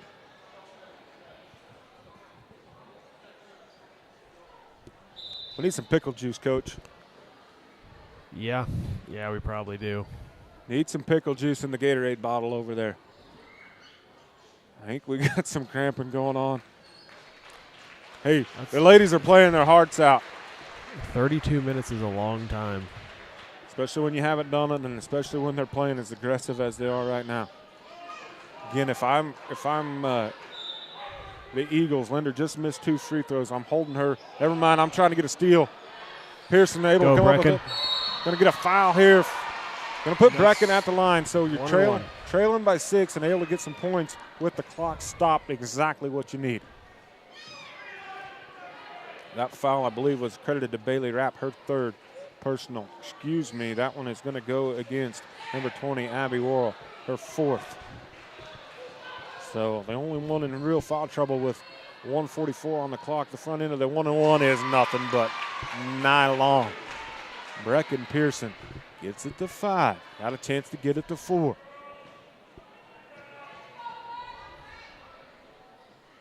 Short. Akers going to be tied up. Brecken Pearson. Out of basketball. Brecken Pearson saying, "I'll take on the post player." Gets in there. Again, part of that state championship team of the cheerleaders. Hoppus into Craig. Craig. Oh! Craig! Mimi Craig! I'm not telling you it's the pure shot. Probably don't want to put it on the coach's video of how to do it, but it doesn't matter. It's through, and the lead is just 3 for Rural Vista. Mimi Craig stepping out with the 14-footer. Kind of a two-hand chest pass that went through the hoop. Again, it doesn't matter if it's pretty. All that matters is the round thing goes through the round thing. We've got 98 seconds on the clock. It's a 3-point game.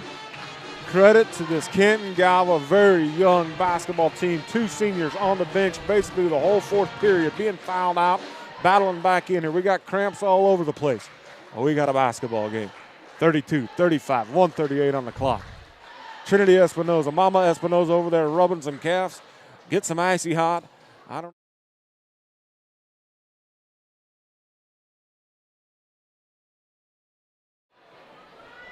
Hoppus, Alcala, senior Pearson, senior Craig just splashed one home from 14 foot. 3-point ball game. Get your popcorn, get on the edge of your seat. We got a good one.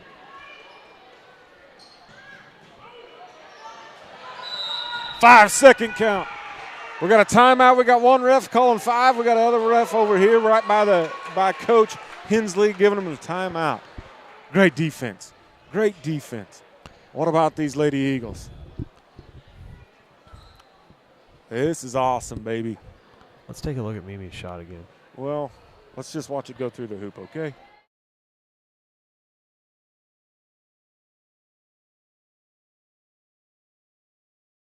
That was just a big shot. She got that one to rattle home. Next one, all good. Hey, there's something about seeing that ball go through the hoop. Gives you that confidence. You saw it last night with your team. I can't remember now who made one from the free throw line. And then the next 2 in. And just the confidence that comes with that. Nightingale?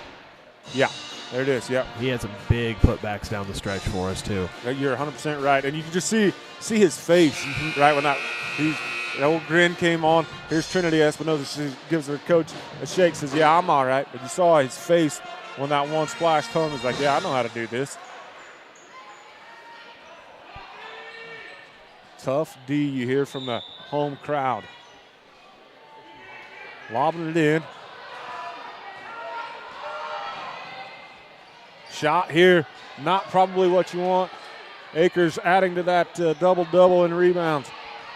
Needs one more block to get the triple-double, does Casey Akers. Calling for the ball, wanting a bucket, and one. That's a big bucket. Angie Linder, I believe that's going to give her 10 on the night with a chance to make it 11. Gets that lead back out to 5. That was a huge bucket. Trinity Espinoza back into the contest.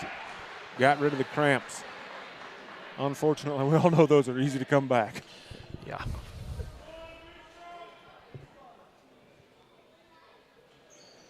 Pure free throw. Angie Linder leads all scorers with 11.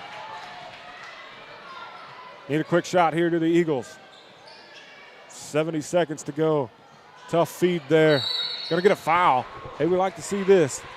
Like to see this again. Go to the line. Go to the line. Chance to put him through. And again, these last 2 shots for Mimi.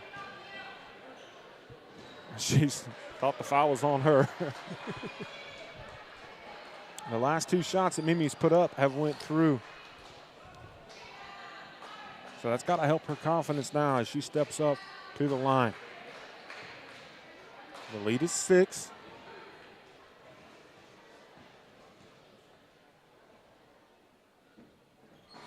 Short. Good rebound by Rural Vista. Almost the steal. Brecken Pearson had it go off of her foot. 65 seconds. 6-point deficit for the Lady Eagles. Emerson Hoppus on the ball. Akers gets it in the backcourt, feeds it to Linder. Trinity Espinoza with the foul. She knew what she was doing there. That's going to be her third. It's going to put Abby Worrell at the line for the Rural Vista Heat.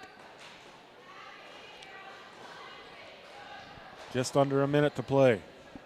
Eagles trail by 6.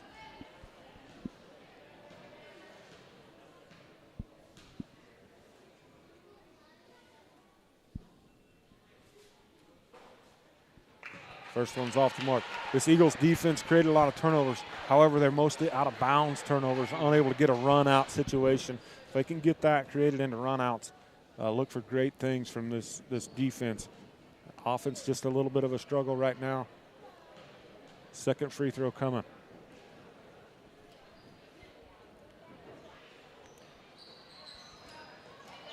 Good board and put back. Good board and put back. Akers with 12 on the night. Espinoza, they're not going to give her the shot anyway. No, they were going to give her the shot. Good take. Yeah, we just got to put them in. Let's go, Trinity. Bailey Rapp now has 4.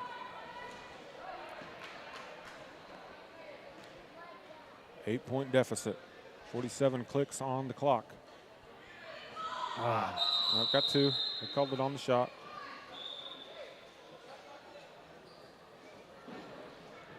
He called 2, guys. He called 2. He held up 2 fingers, but apparently, yeah. Anyhow, it's Rural Vista ball. Season over. Everyone's resting. There it is. Good defense by Espinoza here. Going to create another one of those turnovers. Canton-Galva basketball. Yeah, I definitely think this group, if you can get them out in the open court and they can run. Yeah, they, just frankly, they're not very tall. They got some shooters, but their offense needs to come in a run-out situation. McKinley Hoppus off the mark. Boy, that would have been huge. Espinoza is fast. Rapp gets it under control.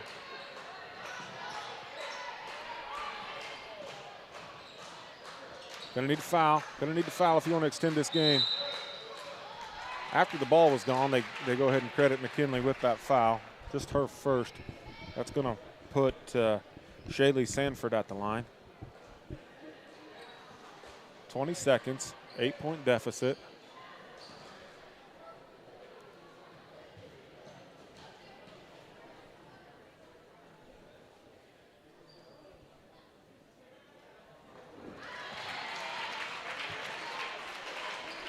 And free throw shooting for the Rural Vista Heat is pretty good. Yeah, they've done a real good job tonight as far as when their number gets called, they stand up and knock the shots down. Splash it home again does Sanford. So it's 10 points. Gonna need a 3 ball here. Hoppus short. That's good. Yeah, there it is. Yeah, okay. And that, in my opinion, was probably the right call. Akers could have been called for a foul as she was going for it, but foul, travel, or a jump ball. Yeah. We got the one that worked out pretty well in our favor. Yeah, that was the best one for an Eagle fan. Espinoza limps off. Hey, you talk about leave it all on the court. Nothing about the effort to be critiqued by the Canton-Galva Lady Eagles. Been a great contest here as this one comes to a close. Congratulations to Rural Vista on the win here. Hard fought opening Very contest. hard fought game. And the future looks pretty bright for Canton-Galva, and of course it looks bright for Rural Vista. They've got a ball player over there. I have her just one short of a triple-double in Casey Akers. I have her with 9 blocks. There was one down there that I didn't credit her for, that she altered the shot. So we're going to go unofficial stats, and we're going to give her that one now and call her a triple-double. She definitely had 10. And we know for sure she had 10 rebounds. She definitely had 10 rebounds. So, I remember her from last year, a great ball player. 12 points? I have her with 12 points, yes. 12, 10, and more than 10. And yes, substantially more than 10 rebounds. Rural Vista is going to win quite a few contests this year. at the ladies basketball. Well, we've got 15 minutes on the clock. We have a basketball team here that has practiced for 3 days. They started on Monday, also 4 days. 4 days. Yeah. 4 days of practice. Now, being in shape, I'm not worried about that. No. But basketball shape is different than football shape, but they are in shape. Basketball shape is different than football shape. Well, I think we should step aside for just a minute. Let's get our books ready. Heck, we can get our books ready as we go. We don't have to go down there and figure out who the starters are. They're going to tell us who the starters are. We'll be all right. But as we look at the Canton-Galva lineup, number 1 is not out there. That's Kason Mastery, the senior. We talked about him on the football field. Buddy, that Kason Mastery did awesome things as a wide receiver and as a defensive back. What a great athlete. We saw him. He's got a great-looking three-point shot, good handle. They're going to miss him tonight. He's one that definitely stepped out of the shadow of last year and made himself into one of the most clutch receivers in the state this year. Yeah, I don't recall him dropping a football and got open, and just a great young man as well. Jace Belts, one of the non-football players, and a young man that's been doing a lot of work, buying into Coach O's program coming He's up in on every Tuesday morning throughout the football season. Lane McManus, I'm sure, will get the start tonight. Junior. Running back, wide receiver, linebacker. Whatever you need him to do.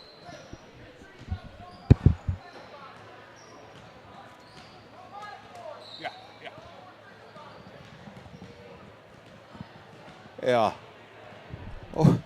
Coach O talking about our robotics boys. Coach O, he says, make sure we tell the robotics team that we're thinking about them go win.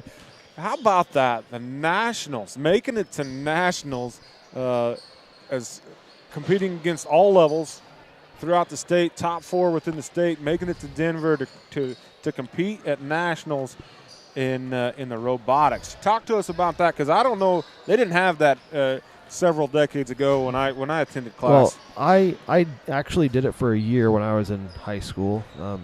I just down the road in Halstead, but we only did it 1 year when I was in school, and it's quite the competition.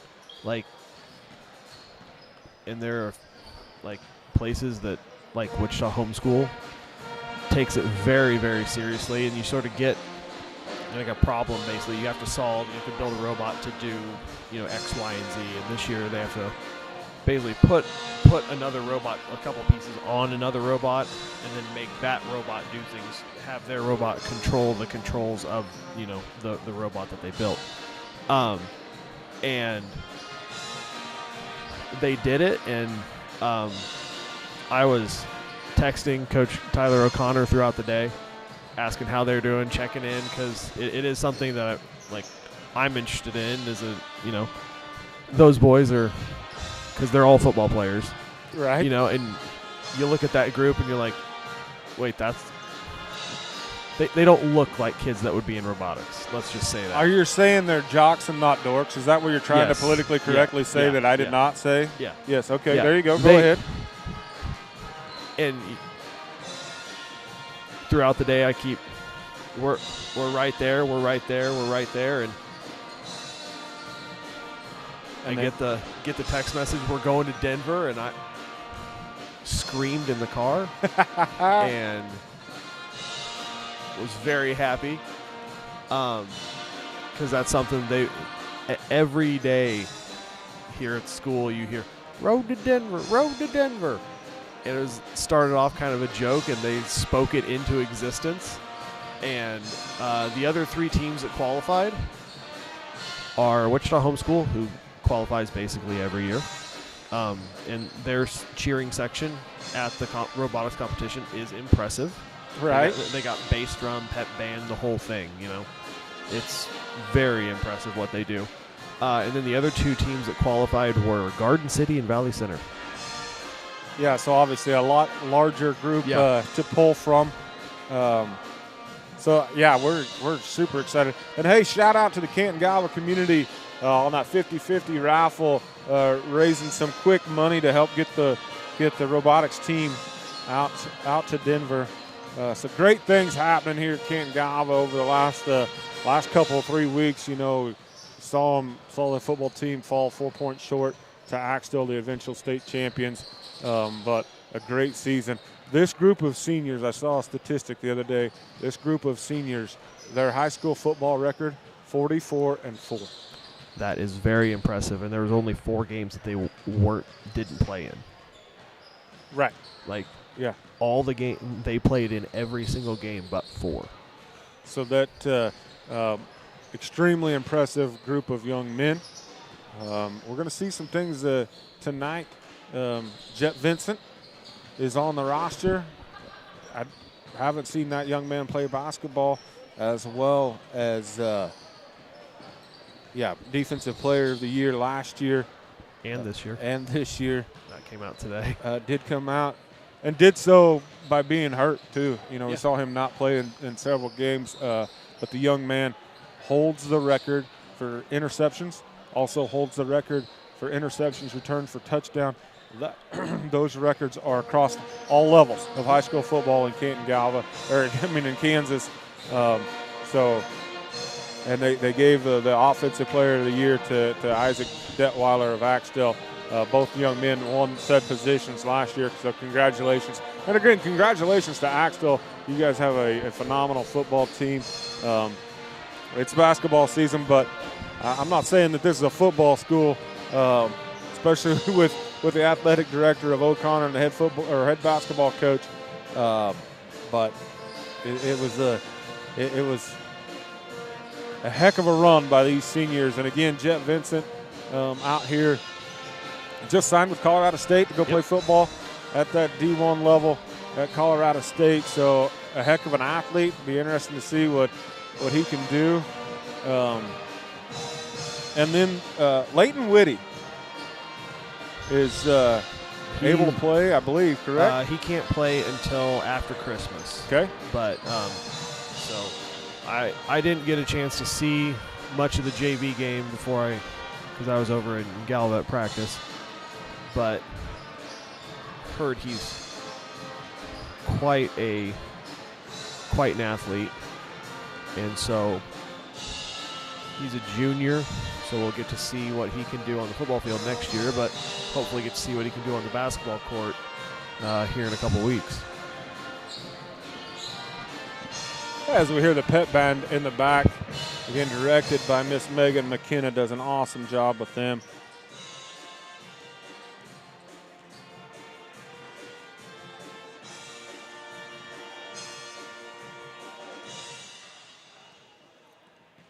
We're getting prepped for this game. We're going to take just a little bit of a break as we're getting a little update from the fellas in Denver. Hey, nothing but luck to you guys out there. What a great story to have, as I said, maybe not quite politically correctly, have the jocks headed out there to go take on the guys that maybe don't play football. See what you guys can. Bring home a natty, baby. Bring home a natty to the fellas out there. Nothing but luck in Denver. We know you're cheering us on, cheering the fellas at home on. And they are with you in spirit out in Denver. Just awesome.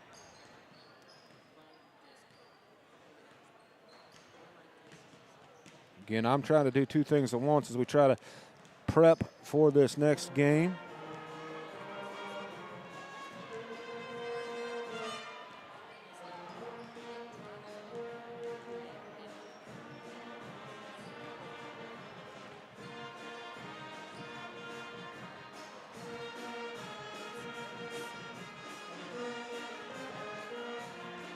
And I messed up.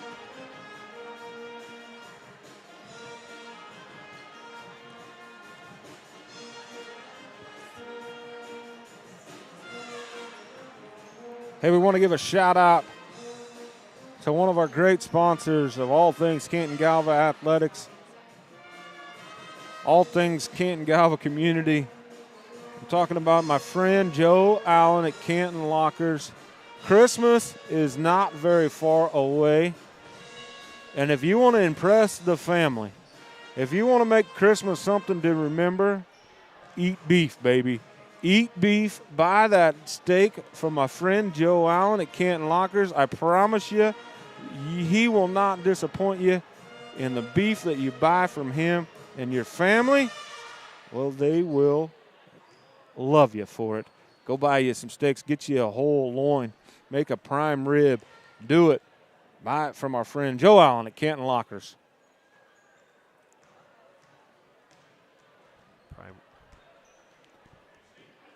I'm trying to do two things at once, buddy. You're doing great. Sometimes I can multitask. Sometimes I'm unable to do so. Prime rib sounds delicious. You know, my uncle sent me a text earlier this week that he picked ours up. He's got it aging already. We had one for his birthday. Cut it, didn't even like just melt on your plate. Had some horseradish sauce. So delicious. So delicious. I had some of that chili here tonight. Shout out to Miss Bonnie Holloperic. Hey, we're all fighting with you. And thank you to the community for coming out and supporting that chili feed for her benefit. But I'm going to tell you what now. I've had some awfully good chili in my day. That was pretty good chili that we had. Hey, don't touch that prime rib, baby. Hey, I'm telling you. It's very hard to touch prime rib. Eat beef. Eat beef. Hey, talk a little bit about one of our sponsors over there in Mac, if you don't mind, Coach. Tell the people where to go buy a Christmas present and help support some of the folks with a little bit of a disability, and talk to us a little bit about that.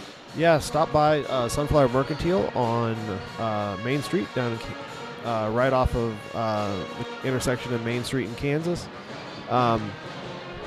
Great store. They have homemade handmade, I should say, not homemade, handmade candles, soaps, bath bombs, I believe. And the people that work there, the people that make the handmade soaps and candles and they have other things as well, but those are the ones that are made in-house by the clients at MCDS, which is multi-community diversified services for adults with disabilities in the McPherson County area, and it provides them employment. They also provide like day services and residential homes and everything for those people. So it's a great organization and everything. So yeah, go support them as well. That's Sunflower Mercantile, downtown McPherson, yep, Kansas, on Main Street. And we appreciate their support of Canton-Galva Broadcasting. They would appreciate your support. Those people, again, a great product. Yeah. That they turn out. And if you want to order, you just go ahead and click on the link in our description. There you go. Hey, we can probably track that and tell them I'm how sure many clicks we got, how much merch they've sold by supporting us. Maybe even be able to get a little bit more support from them next year if we. There you go, folks. Yep. Hey, go click on the link, do some ordering. You'll get your stuff by Christmas time. Fill the stockings. The people on the receiving end will be very, very thankful, and the people you're buying it from will be just as thankful. It is a win-win-win because Canton-Galva Broadcasting is thankful as well. Hey, you hear it in the background. It's time for boys varsity basketball. We're going to get this season kicked underway. We'll bring you the starters as they run out. Number 0, Colton Jacobson.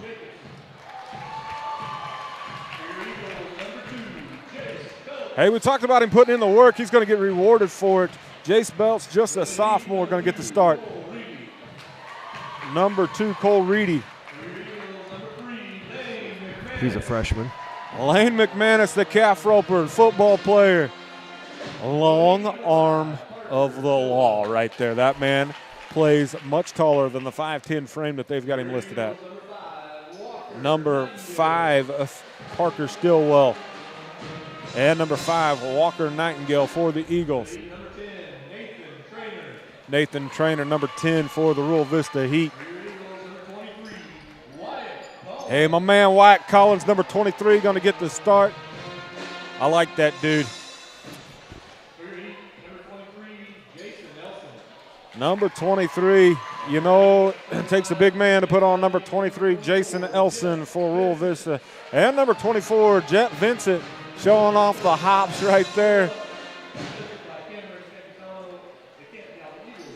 So the first time for the Canton-Galva faithful to see number 24 in action on the hardwood. Jet Vincent, Colorado State commit, Defensive Player of the Year, 8-man football, back-to-back.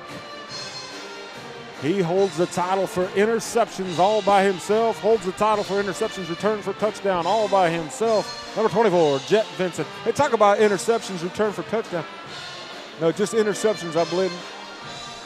Correct me on that stat, but this 2022 Canton-Galva football team set a record for interceptions returned for touchdown, I believe. I believe so. Yeah. And I believe we were pretty close on total interceptions, too. You know you're pretty close when Nick Evans gets one. Yeah. From middle linebacker. and he returned it for a touchdown. No, he did, but it got called back for an illegal block, I believe. Lane McManus' shot was not altered. Lane McManus gets on the board with 2. Vincent. Hey, he looks like he plays longer than, and that might be why he's got those interceptions. Yeah. Long arms. McManus with a steal out of bounds.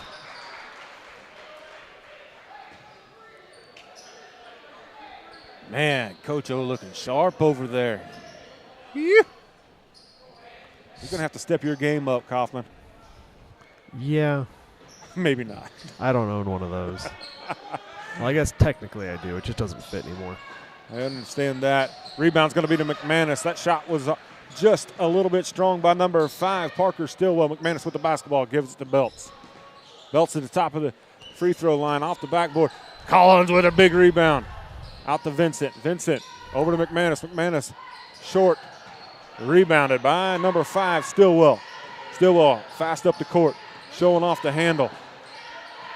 McManus with that beautiful mustache.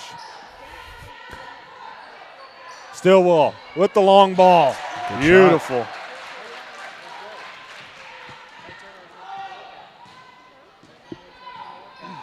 McManus running point. Vincent. Long ball's on strong. Belts with the board.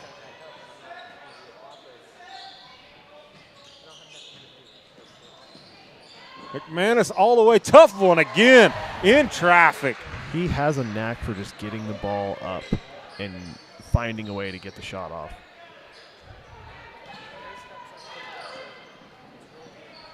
A bit of a different look. Going to be close to a 10 count, and they got it. There it is, 10 count, great defense. Jet Two in Vincent. the same night? Yeah, it is. Jet Vincent from his free safety position. Doing work. Again, he plays longer than what he is. I think he's about 6'2", if I'm not wrong, but he looks like playing like about 6'4". Belts. Collins with a board. Feeds the big man. Does Vincent. Collins with the floater off. Vincent tips it to himself. They're going to get fouled here. Yep. Jet Big Vincent rebound. with a tough board. We're going to give that foul to number 23. That's Elson with the first harm of the night in this boys contest. Belts from the corner. Just rattles off. Collins able to get a big paw on it. Secures the rebound. Nightingale now with the basketball. Setting it up. McManus, he can shoot from that far out. Vincent with the drive, hangs in the air, gets his own board. Collins needs to use the backboard right there. Vincent able to secure the rebound. He goes up strong. He gets it to rattle home. Jet Vincent with the first points of his Canton-Galva basketball career. McManus pokes it away.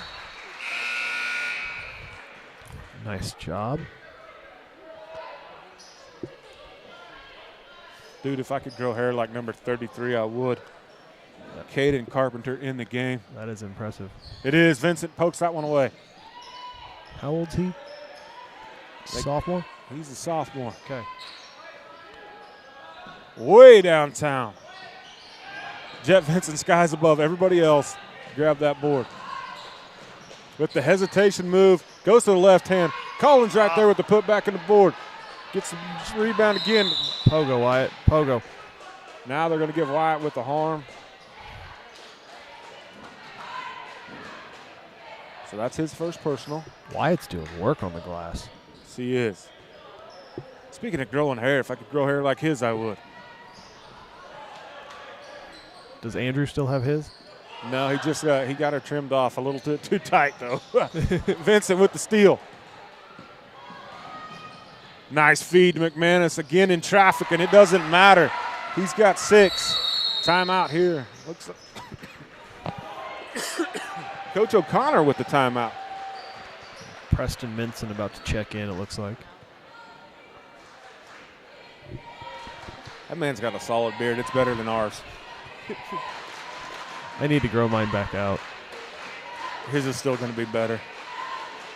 That man's beard game has been on point since he was a freshman. We went back and looked at some old pictures. Him without a beard, it looks so funny now. I can believe that. I can believe that. The Eagle faithful are here. We got a nice crowd tonight. We got a great crowd this evening. A great crowd. Again, a shout out to our friends out in Denver. We miss you, but nothing but good luck, buddy. We bring home that natty. What an awesome thing that would be.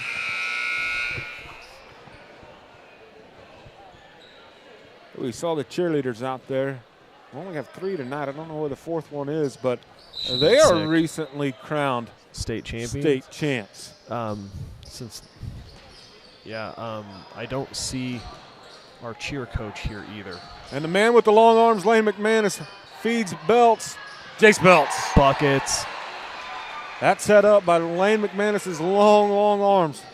As you're right, Minson did check in for Vincent. Walker Nightingale.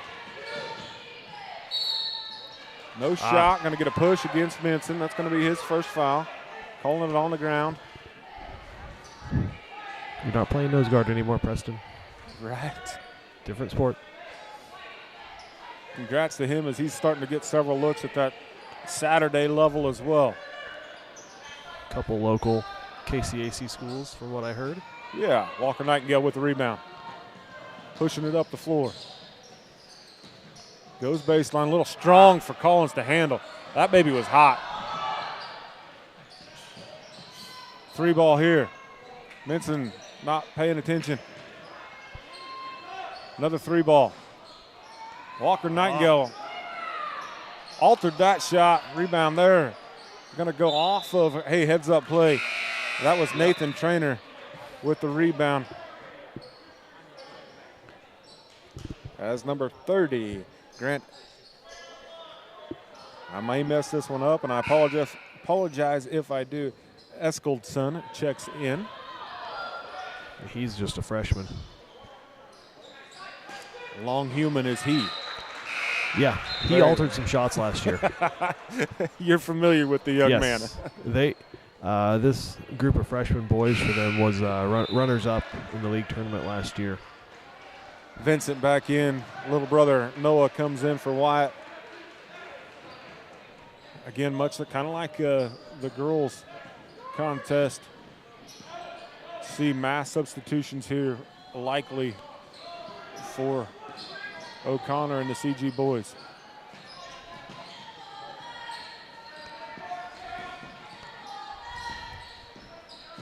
Noah Collins with a Noah's good doing D. a real good job staying in front. Yeah, great foot movement, and then gets rewarded with the rebound. Out to McManus, off and running. McManus going to go all the way, and we're going to get a foul here. That one's looking like it's going to go against Parker Stillwell. Put McManus at the line to shoot 2. So Leighton Whitty is, so he is going to check in. And from what I was told is that he just couldn't play football. Oh, okay.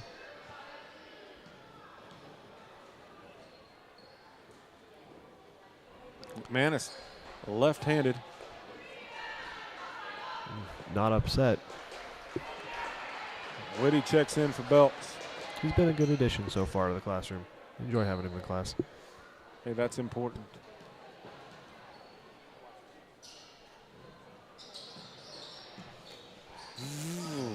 McManus misses both free throws.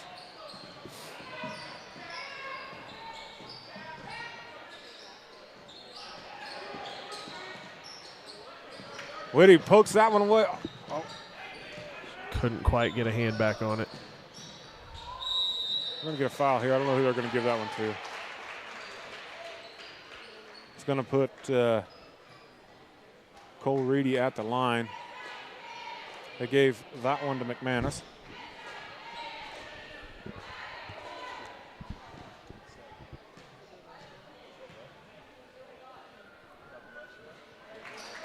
So Reedy gets the first one. One more to go. Yeah, he's another one of that freshman group. And he gets the second one. Minson throws it into McManus.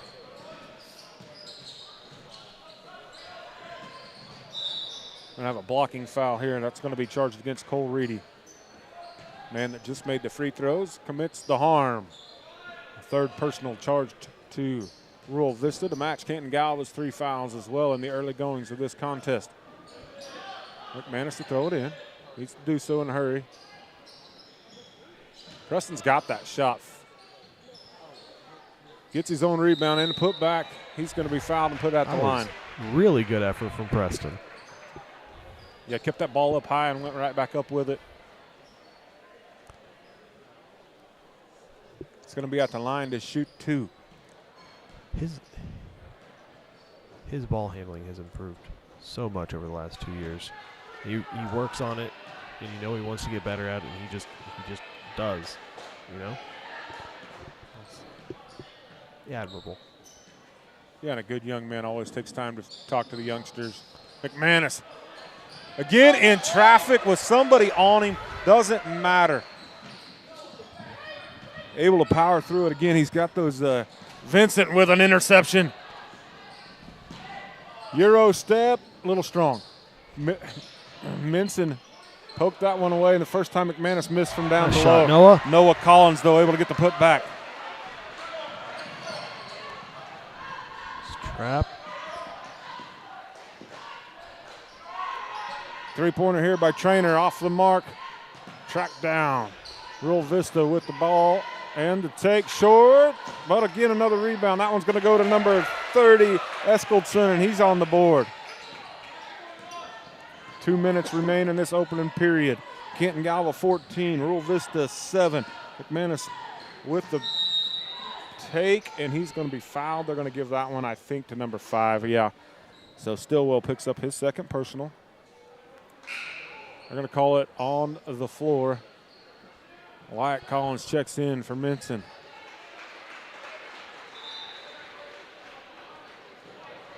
It's a group of athletes out here for Canton-Galva. Yeah. Sure it is as well for Rural Vista. We just don't know them as well. Obviously.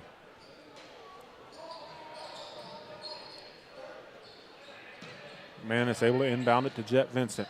Over to McManus in the corner. Feeds the big man. Number 21, Noah Collins. With the soft touch underneath.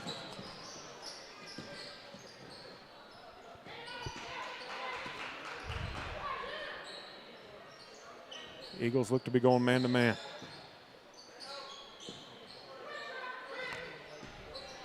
Good help defense by Nice Whitty. help. Gets the ball up and running. Feeds Vincent. Nice put in by Jet Vincent. Nice feed. Was Nice a good hands. feed.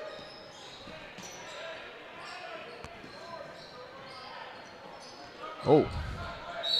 Yep. Get a blocking foul. Not a bad foul either by Noah Collins. As Takes away a layup and makes you run an inbounds play. Nathan Trainer kind of got lost over there in the corner by the Eagles defense. Good look there by Rural Vista to find him, and then Noah really didn't have much choice but to get back. And oh, good ball fake. Young people, if you're watching this broadcast, that's how you do it. Yes. Trainer gives up quite a little size as he pulls the three ball and goes off the mark. Yeah, I hate to tell you this, Elson, I wouldn't want to mix that up, okay, Nope. buddy? Just give that one away.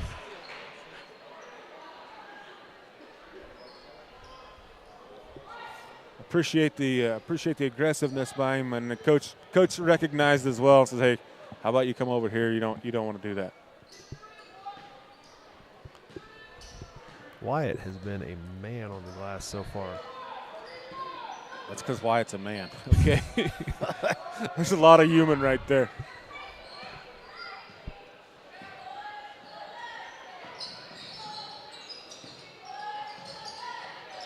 He's going to pull it. Yep. He's going to pull the string, and he's going to miss. Giddy's on board. That was pretty. That was a thing of beauty. It just didn't go in. Doesn't rest on anything. Gets his own miss. Gets right on defense. Well, Could have taken another step there. Yeah. Could have taken another step there. Hey, we're going to give a good credit there to Colton Jacobson with the move to get by him. Sometimes good offense beats good defense. He's going to do it again. That one's pure, but off the back iron at the end of the buzzer. 18-9. Eagles out in front again with a couple probable starters in Denver. Yes. Not, all things considered, not a bad situation for the group that's still here. That's right. An aggressive play, smart play. They're long, not, again, without TJ. TJ stands about 6'4", I believe. Yeah. And has some length to go along with that 6'4" frame. And he can jump. He's very athletic. Again, I don't think that we have any college scouts watching this basketball broadcast, but if we do, TJ Kane. look him up. He's a man. And his IQ is right there where you want it to be, as far as just all things. It's just football IQ is high. His work in the classroom is outstanding. He's dang good human. Yeah. I can't brag on that. All of those football players, there's not one that you don't want to brag on, but that dude right there, why he hasn't had an offer from a major D1 still blows my mind, because that's a man. I'd let them all babysit. Absolutely.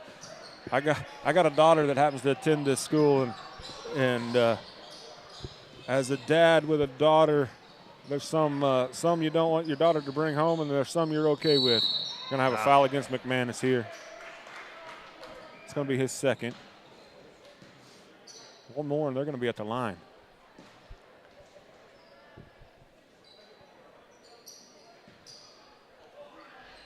Yeah, you had to trust TJ with the keys to the car.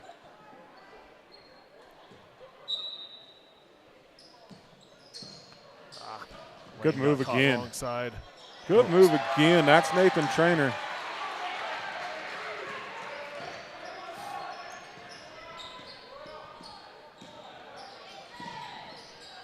Vincent showing off the handle in the ball fake. Another ball fake. Oh, good hands there. McManus is not slow. No. He is. You put most people in a foot race, most people are going to lose to Lane McManus. That is right. Talked about the 4x100 with those freshman girls. There's some speed out there on that hardwood, and there's some speed in Denver to go along with it. Oh, nice job. The long arms of McManus. And again, with a hand on the basketball lane. Finds another one. Is that? I believe that's 10 already for him. Wyatt, move your feet. Yeah. Calls him for a hold. I'm not saying it wasn't a foul, but he never touched. At least it's a block. Yeah. But whatever. Foul just the same. Second one on Wyatt.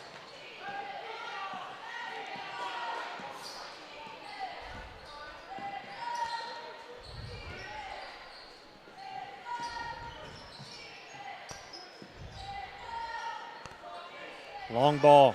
Good board by number 33.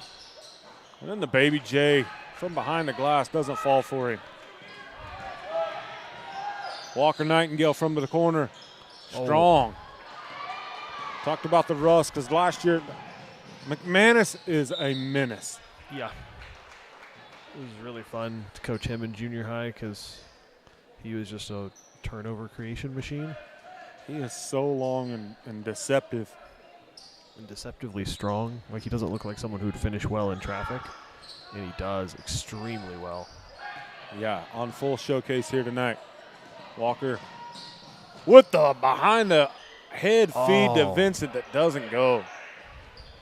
That's too bad. Yeah, that was going to be a highlight reel right there. Yeah. Chase Belts creates the turnover.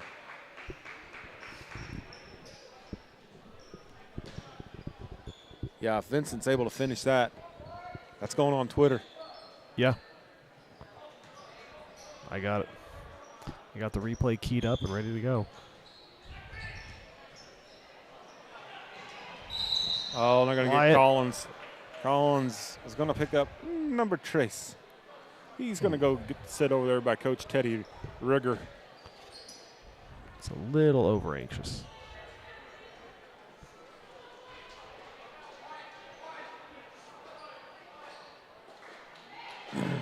He's going to go sit with Teddy, have a chit-chat probably for the rest of this half.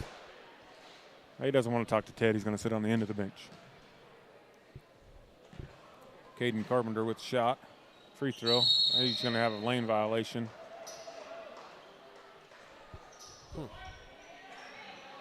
Followed his he knew he missed, and he followed his shot before it hit the rim. Interesting. Was that because that was on the?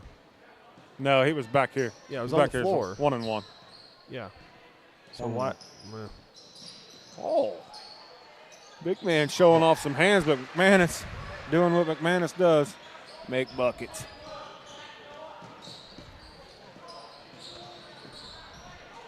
Jack Vinson with the rejection. That'll get the crowd pumped up. That's going on Twitter.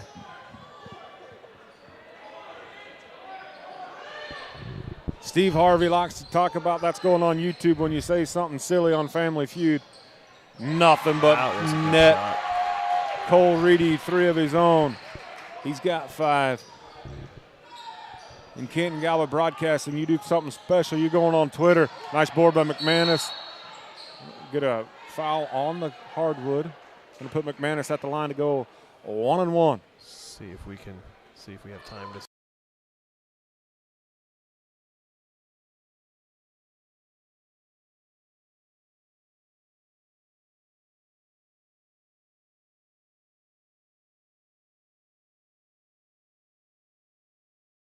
If I can figure out how to get it back.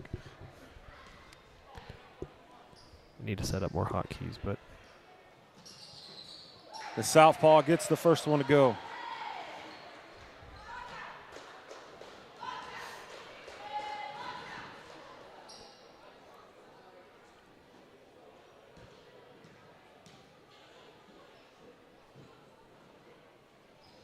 Second one in there as well. Leads all scorers with 14.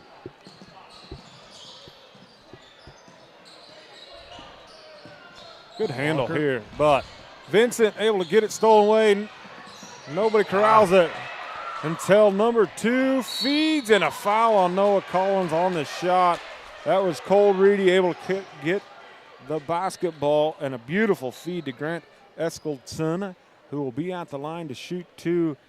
And the Collins boys are in foul trouble. That's, yeah, not ideal. No, because there's not much for post behind him sitting over there. Of course, Preston Minson sitting there. But he's 5'10" and not 6'3". And that might be generous at 5'10". He's a fire plug.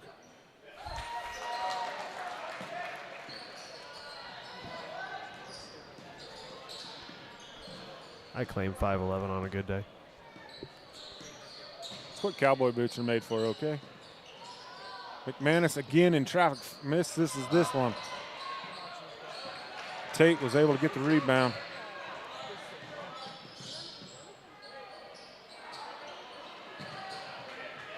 McManus and Belts. Great scramble defense. 3-ball here. Going to go in for Cole Reedy. Giving him 8 for the night.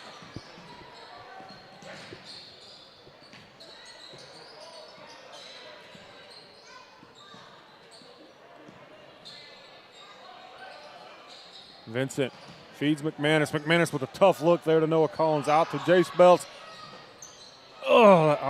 McManus again, skies up high, just 5'10", gets the board. McManus hustles back, gets a steal.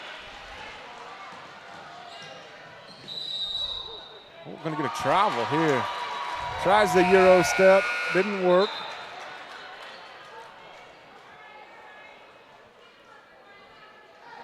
Walker Nightingale over there, a little frustrated with the referee, it appears.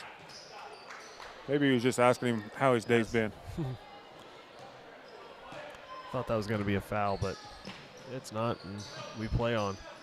Yeah, and really, Jet Vincent needs to run a different lane there and either make himself open or bring the defender to him.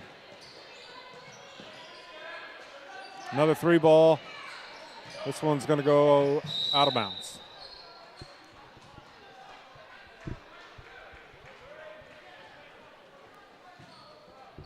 Well, 24-18. Just a 6-point lead, which once was 9. Belts to McManus, to Minson in the corner. Minson skip pass, Noah to Belts, top of the key. Shot is off the mark so far for Jace Belts. A gym rat. He's one that. Ball poked away by McManus. Once again, Vincent off to the races. It goes behind the back. Pull up, shot. Another one going on Twitter. That whole sequence. Ball handling, everything. In case you're wondering, not only can I not do that now, I've never been able to do that. Nope. Me neither. McManus's 3-ball doesn't fit. Vincent right there on the spot with the putback. Extends the lead back out to 10. Double digits for the Eagles.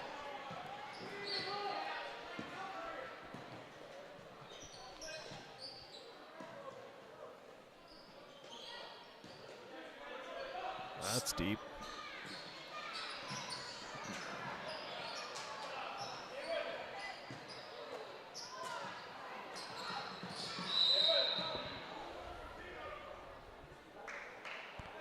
Foul.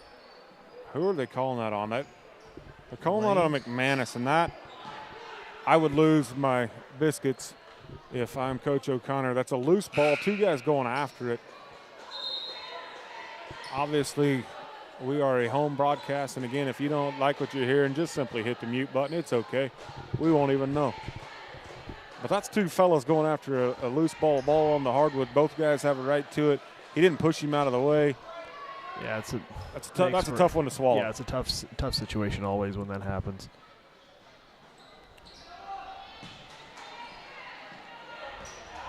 And as we said in the girls contest, hey, what about that pure shot? We'll just go ahead and give Cole Reedy 3 more, giving him 11. Vincent with a beautiful take. Oh.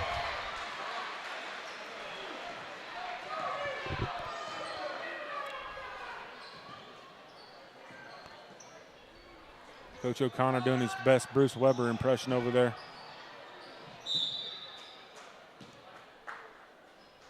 Yeah, if you're Jet Vincent, you need to let that one just go out of bounds.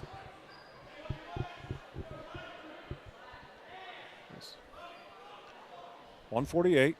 So that was a pet peeve of my high school coach when you went for a save on the defensive end. Gonna have a push here. Nice box out, Noah. It's a beautiful thing of beauty. Logan Tate, I believe, is going to be charged with that harm. Interesting coaching move here as they were leaving McManus. Well, maybe Walker's going to come get him, but Lane's got 3 fouls. Leads all scorers with.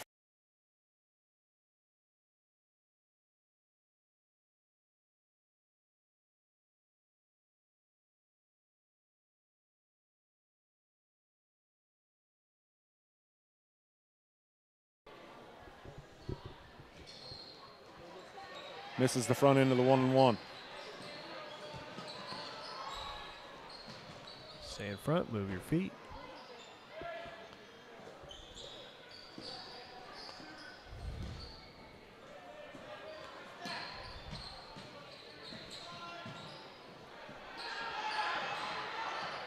Scramble play here. Minson comes up with it.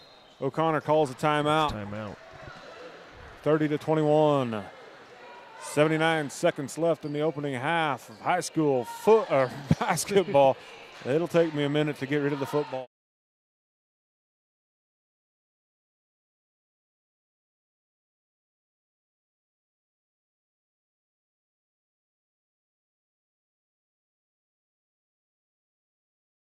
All they do for not only Canton-Galva Broadcasting, but Canton-Galva Athletics, Canton-Galva Academics. And if you're from the rural Vista community and you think, we don't want to hear about that, hey, they can even come out to you, put in a home security system. They've even got ways to monitor if your freezer quits. Again, if you go over there to Joe Allen and get your freezer full of beef from Canton Lockers and that freezer would happen to quit, you'd be out a lot. We all know the beef's kind of high right now. So you'd want that protection. You can get that from our friends at HCI. Trying to feed Vincent. Nice ball fake.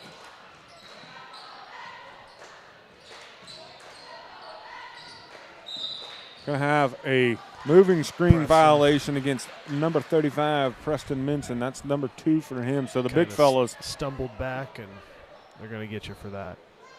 The big fellas for Canton-Galva, 2, 2, and 3 fouls.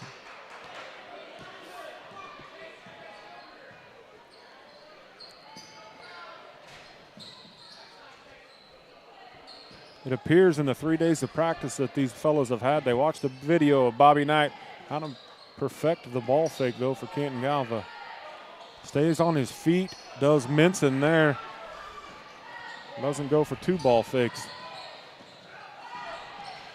Vincent with a beautiful take. Floating in the air.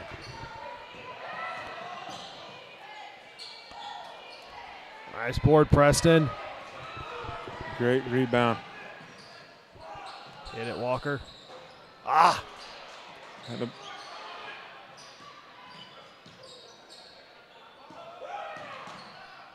Walker Nightingale with a take of his own, unable to get it to finish. 2 seconds on the clock. Gets it off before the whistle. Well, it's an 11-point lead for the home team. Again, our fellows up in Denver, we miss you. Hope you're having fun.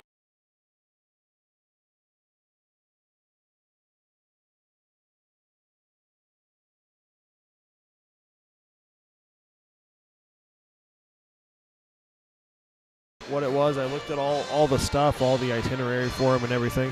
They're doing a lot of cool stuff out there. But I think it's Saturday. Something happens on Saturday and then something happens on Sunday.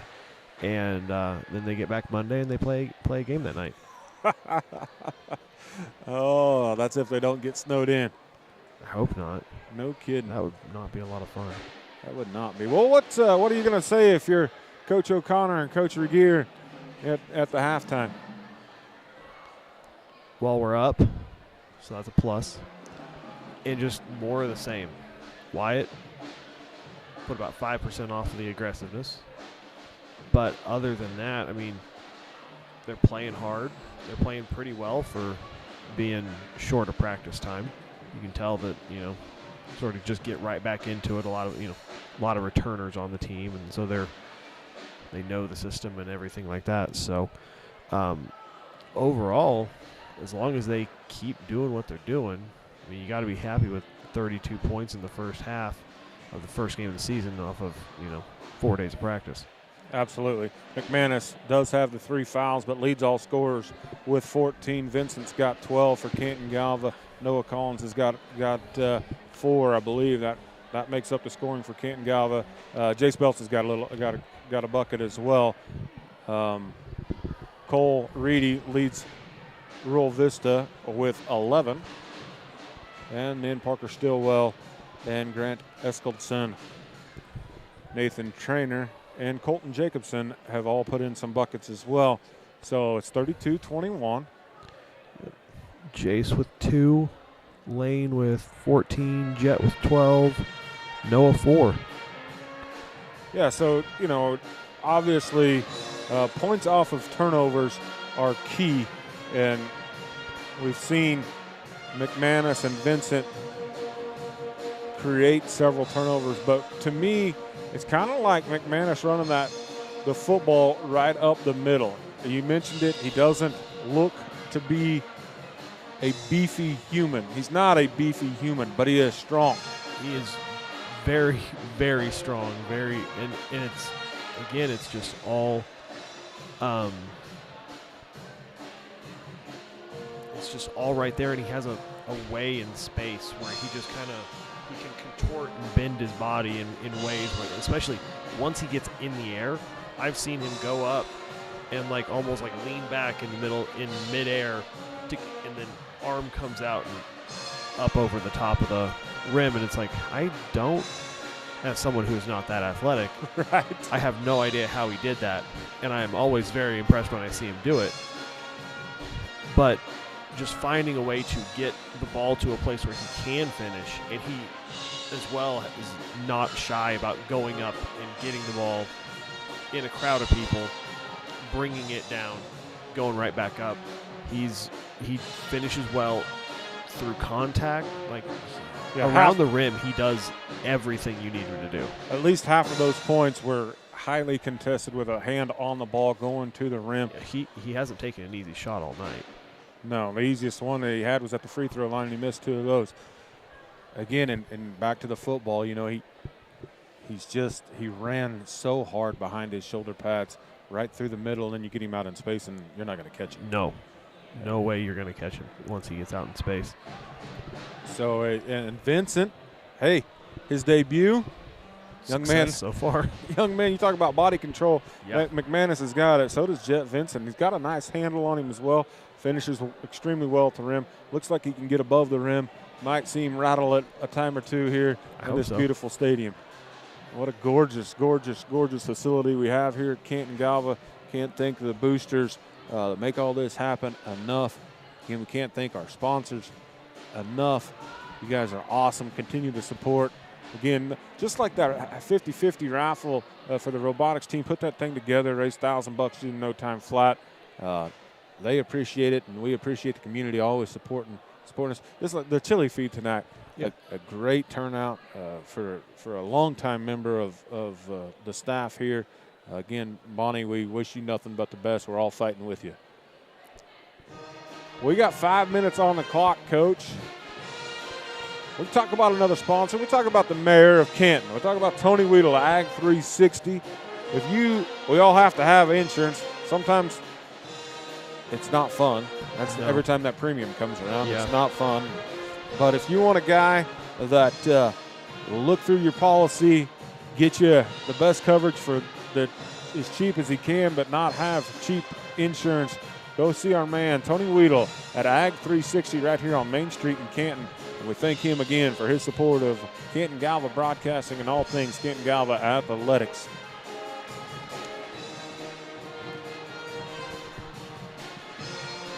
Gotta love the pep band in here. Great acoustics. Yeah. They sound good. There's not a lot of members over there. but they sound great. And the young lady on the trumpet, were you here for the Veterans Day program? Yes. Her, Graceland Krause is very musically gifted.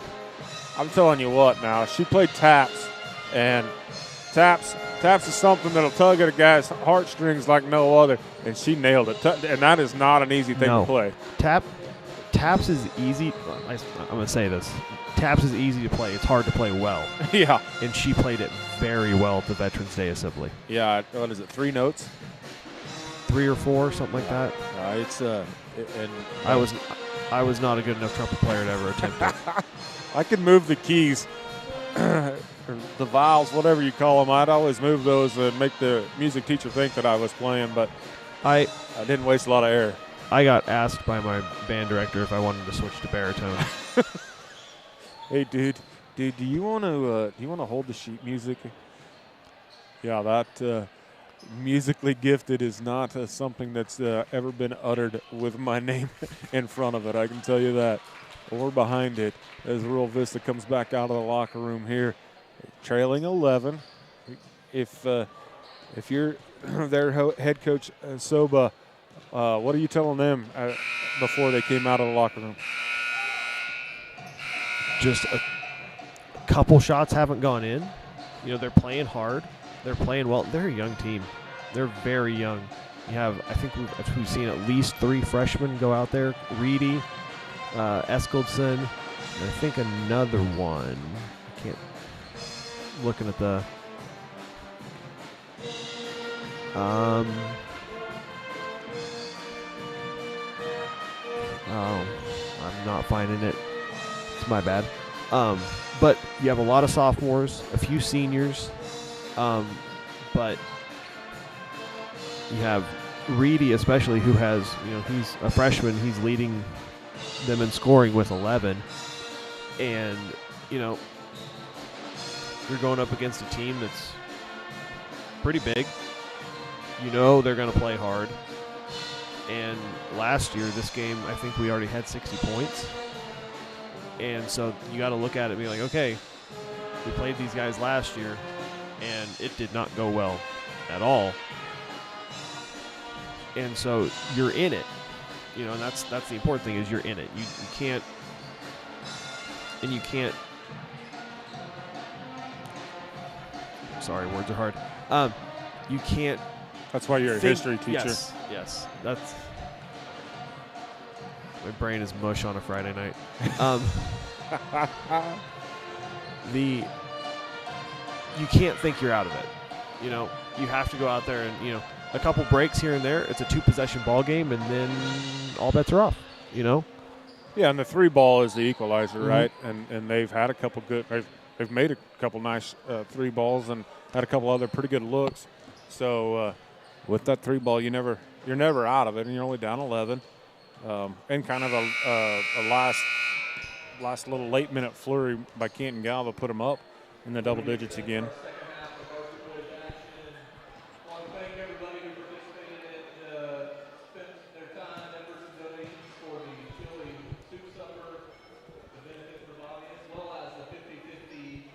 Oh, yeah, we're going to have another 50-50 raffle. Give away some cash.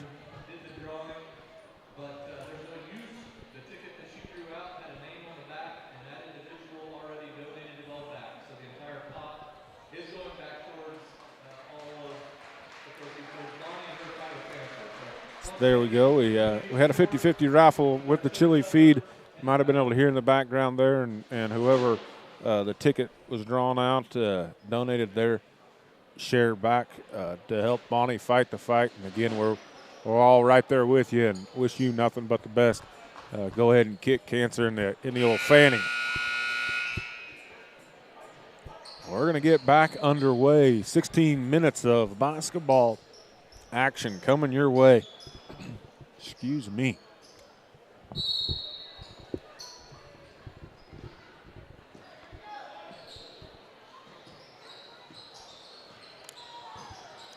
Same starting 5 for both squads. Aggressive defense there by Elson.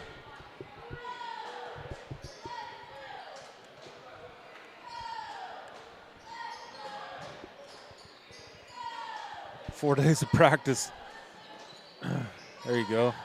That'll work. That's a good idea. Get Vincent on a flash to the bucket.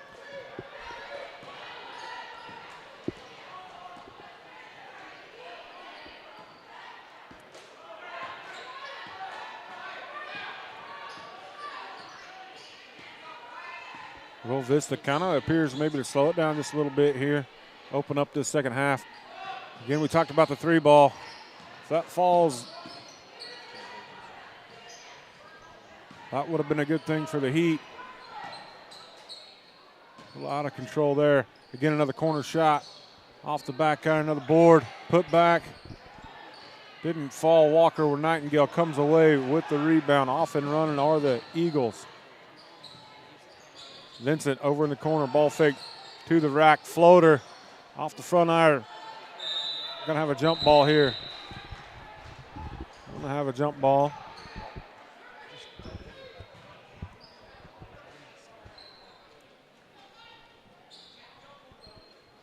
So a little bit surprising to me that Canton-Galva has fallen into a half-court defense in this to open up the second half. Might be a little bit surprising to head coach Adam Soba as well for the Heat as he calls a quick timeout here. I'm getting a call from one of our boys in Denver. Oh boy, here we go. We might be able to go live with them. You got that technology? What's up, dude? Yeah.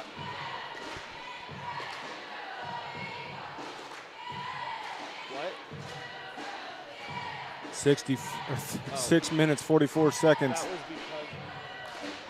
because 34-21. Timeout here has been called by the Rural Vista Heat. Taking a full timeout. Trevor was trying to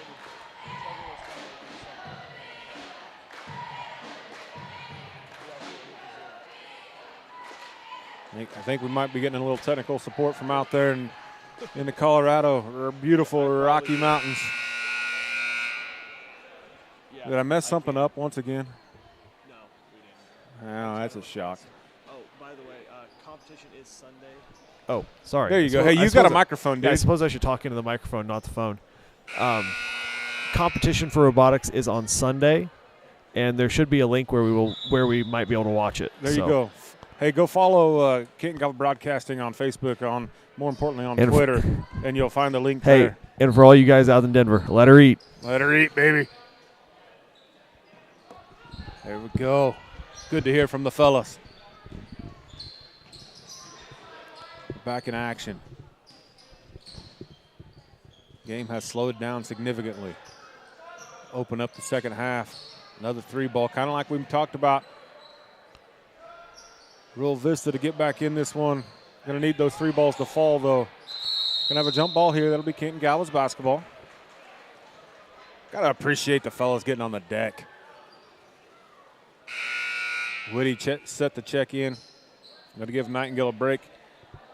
Looked like he might have taken a little bit of a shot to the face.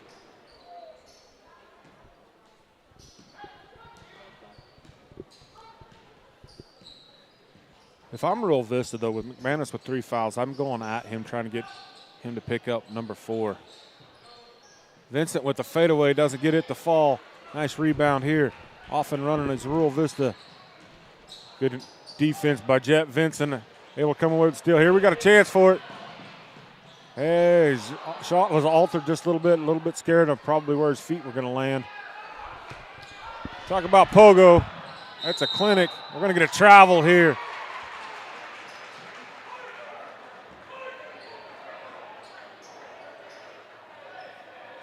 We got all sorts of things going on. We're running X.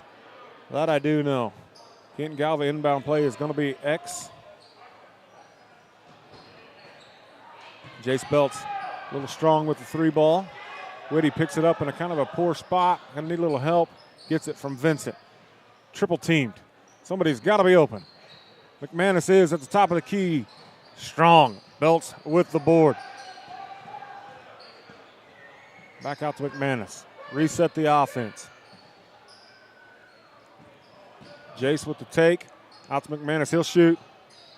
Nothing but the bottom of the net for Lane McManus.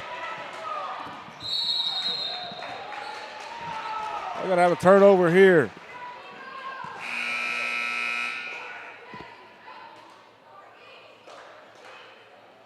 McManus set to throw it in. Jace Belts with the basketball. Crosses the timeline. Whitty loses the handle. Good defense there. Going to get a tie up. That'll be Rural Vista. Great defense by Colton Jacobson. Able to poke that ball away. Then get on the deck to tie it up.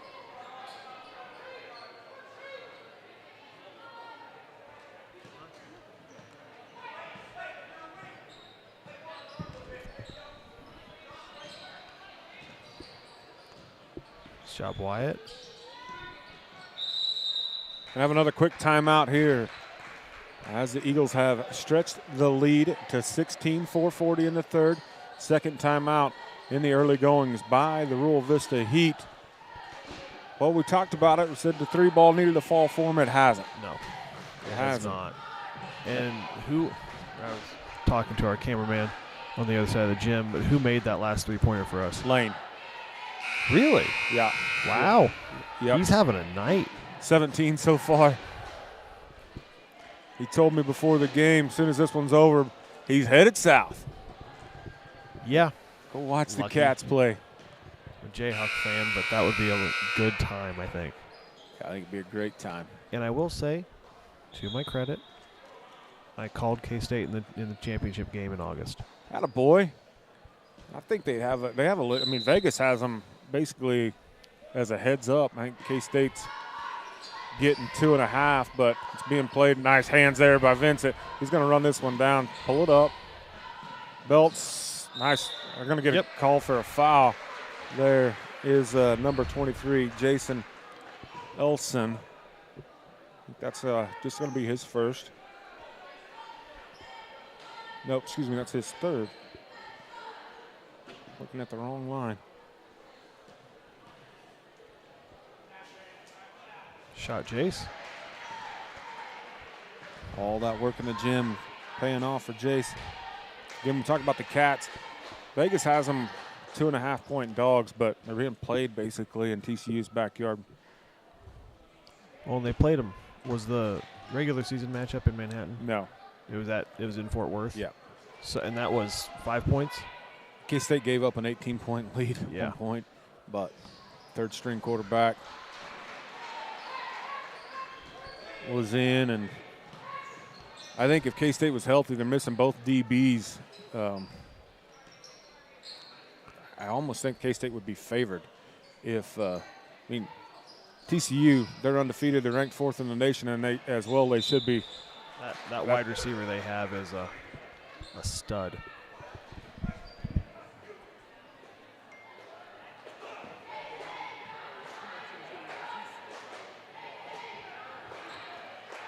I think we got the camera fixed.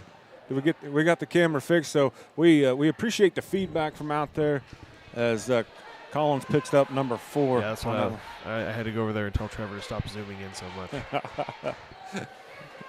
Keep it wide so we can see all the action.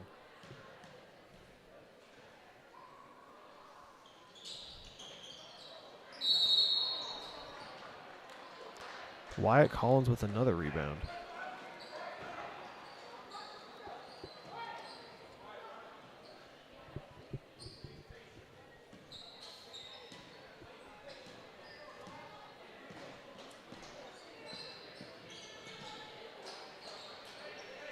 Oh, nice look to McManus. Oh, what a beautiful nice pass feed from Jace. Also, watch Jace on defense. It's a little thing, but watch his hands. Always out. Oh, no. That wasn't our camera. Sorry, Rural Vista, if you got a feed coming from that one. It didn't work. Ball is going to be off of Whitty's hands. We had a camera go down. Sorry for you folks out there in YouTube land that don't know what we're talking about. But thankfully it wasn't our camera.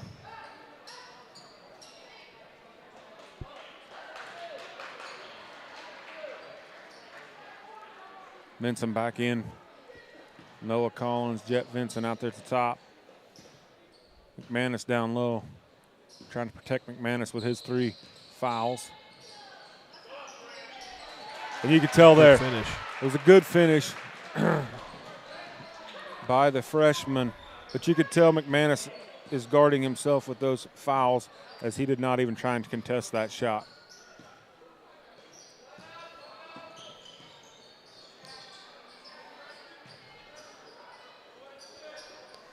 Preston nearly got stuck. That he did. McManus showing off the handle, loses it a little bit, and then the floater. Oh! Lane McManus having himself a career all in 20? one night. 21. Oh.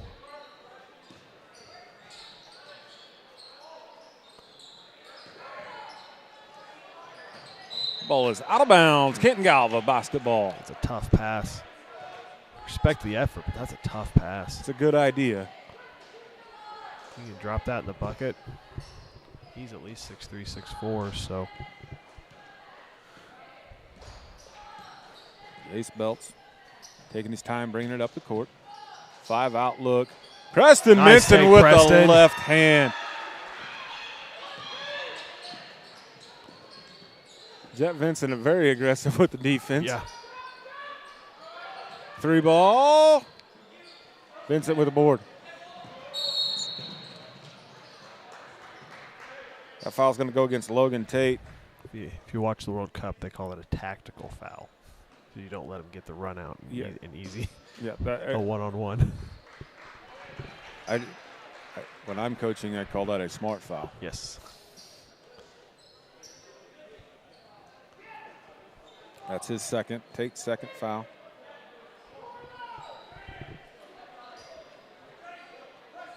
Vincent now running point.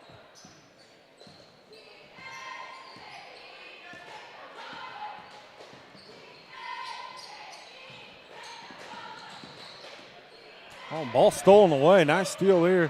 Walker Nightingale going to get the foul. It was Trainer with the steal. He's going to go to the line. First foul against Nightingale, and they're calling that one on the hardwood.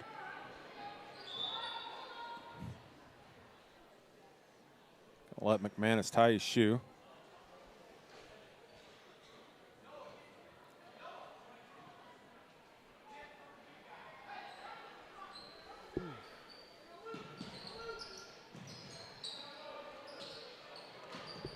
Noah almost had the steal there. There, they got a 3 ball to There fall. Parker Stillwell. 6 on the night for him. Ball poked away. Nice steal here.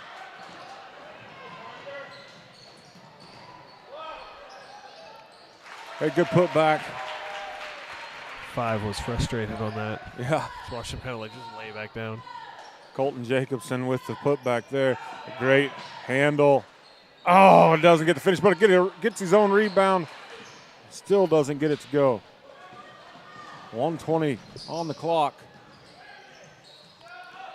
Oh. With the rejection, Jet Vincent. Oh, nice take there. Nathan Trainer. Closing that lead a little 1 bit. minute in the third. Vincent thought about a 3.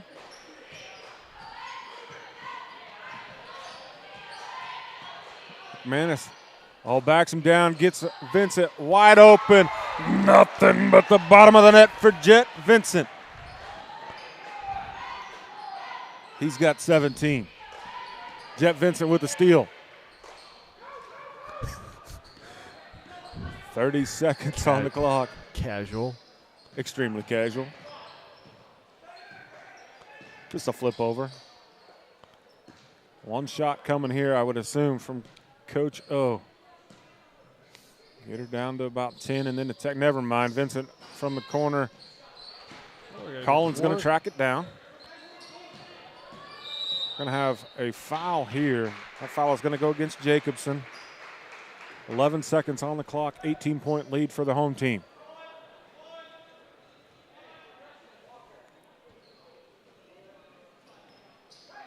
Small lineup now. Belts and Whitty back in for the Eagles. Vincent off the front of the iron, tracked down by Belts, tries to save it, goes out of bounds, 6 seconds on the clock.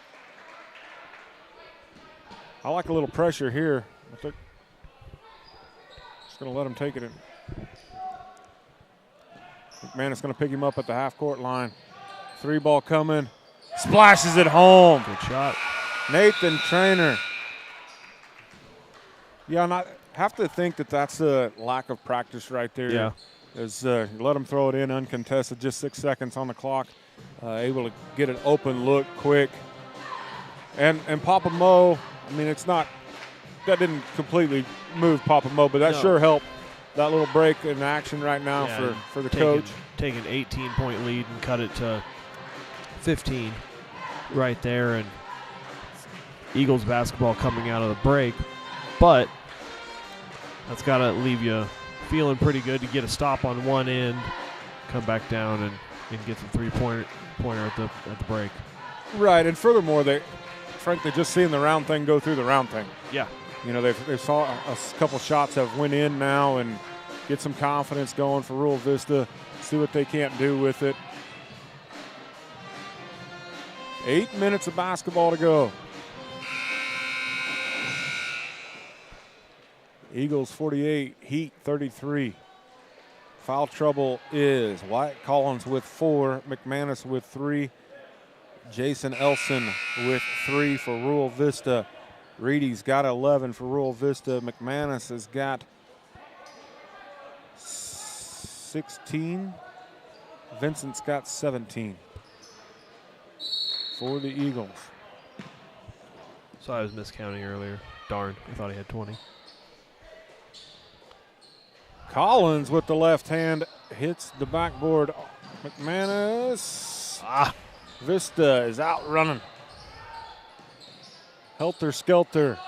3-ball off the front of the iron. Whitty tracks it down. Off to McManus. Kicks it ahead to Noah Collins. 2 southpaws on the court for the Eagles. Belts. Whitty with a Whitty play right there to track down the rebound. Very athletic rebound.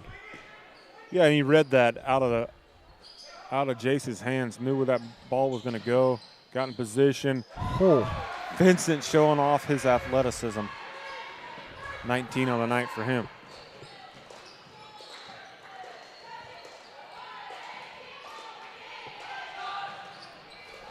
Can't leave him. No, and as we said, little confidence booster watching it go through. Gives Parker Stillwell 9. And have a foul, blocking foul here. That's going to go against Jacobson, I believe. Gives him his second foul, make that number 3. Swap one Collins for another. Yeah. See how far Wyatt makes it without creating a harm.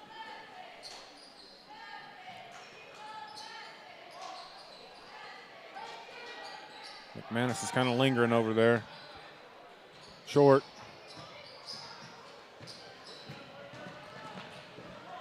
Good ball skills here. Yeah. Stillwell showing off the handle. They're starting to heat up. 10 for Trainer. Down to 11.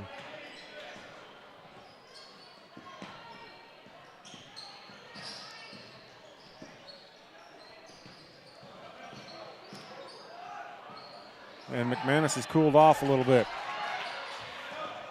Bodies all over the court. What a hustle by Lane McManus.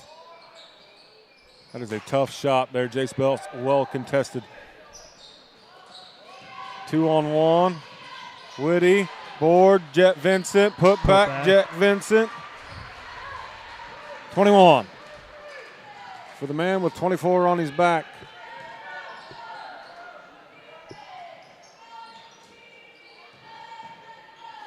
Jet seems to kind of bait. He's wanting that big block. He's kind of just setting up and baiting the guy to try and shoot over him. They're going to give him the foul on that one? Looks like we're going the other way. No. Foul's going to go against Rural Vista's number 30. Grant. Backing him down, maybe. Eskildson. His third. Statistician is not doing a great job tonight. Don't know if he's going to get fired or not. No. Probably not going to get a pay raise either. Wyatt Collins strong, showing off his muscles. Oh, Yep. and his night is over. Came down. Went up straight and came down on him. Can't do that. He's frustrated at the call, but it's not an inaccurate one.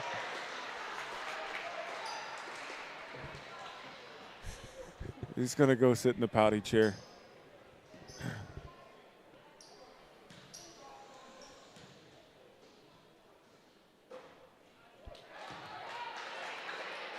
Grant's free throw a little off the mark. Another one coming here. Not a lot of size out there. Going to have a lane violation called against Rural Vista. Jet Vincent, by far the tallest man on the court for the Eagles.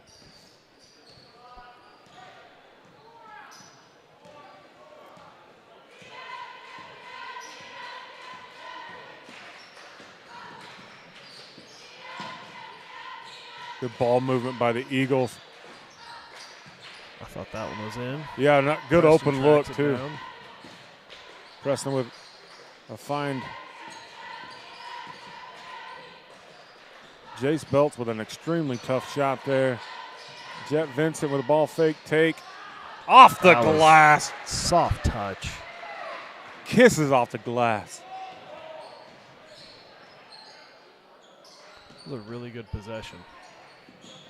Followed up by a great defensive possession by Jet Vincent. Effortlessly just pokes that one away. Wonder what his wingspan is. It's more than 6'2" or 3", however tall he is. Good box, Nice box out.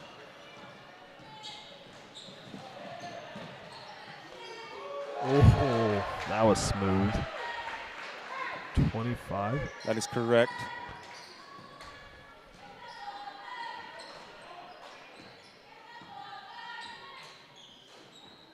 Corner. 3. Rattles out. Preston, you got to get a hand up on that. Close out hand high, butt low. Stays with Rural Vista. 4:04 on the clock. 56-39. Oh. Gonna have Vincent with the foul on the poke away. He gives the ref smiles back at him like, "You sure about that one?" That one looked fairly clean. Is that just really his first foul?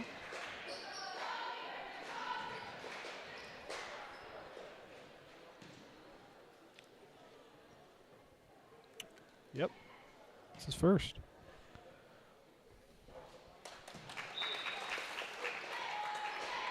Trainer adds to his night. Just a sophomore is the man at the charity stripe. Second one looks pure, and it is. 12 points for him.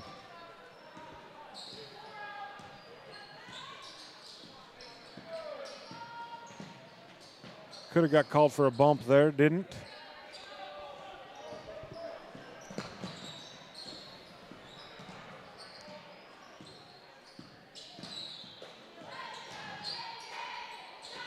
Nice shot. Cole Reedy. He's a basketball player. Yeah, he's got 13. Very good. Jace Belts from the corner.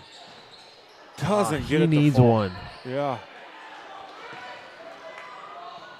Jet Vincent, that's a travel. Yep.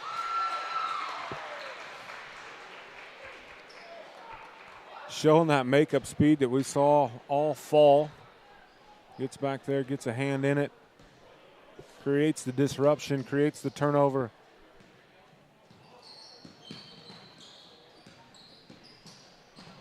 Jace Belts going to try it again. That Nothing but the bottom of the net for Jace Belts.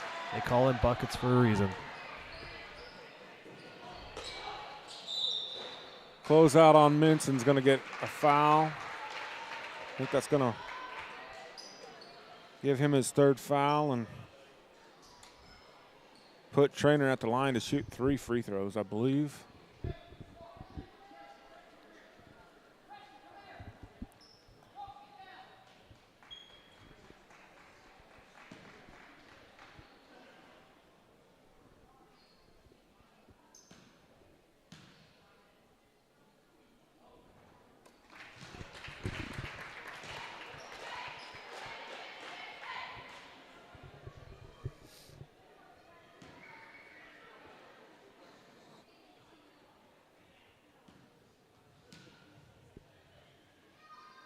Second free throw is good.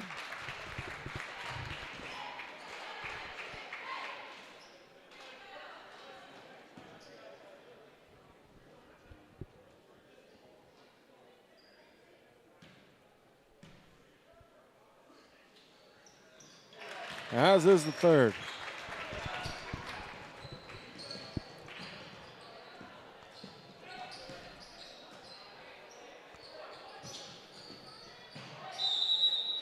And one with the bump and the opportunity for the old-fashioned three-point play.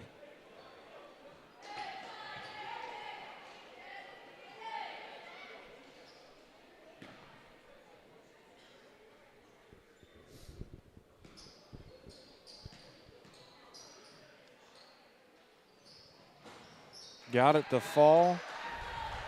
23 on the night. 28. 28 on the night, excuse me, you're right. Deep three ball coming. Good. Oh. Lane, that's 4. That's 4 on Lane, but he doesn't like the call, and quite frankly, all of the home team doesn't like the call either. 22. If it's me, I'm leaving him in. 241. Yeah, why not? 62-46.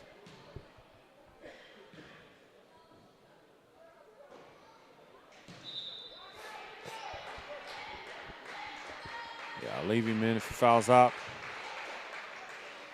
Fouls out. He fouls out late. Leitner Preston goes back in.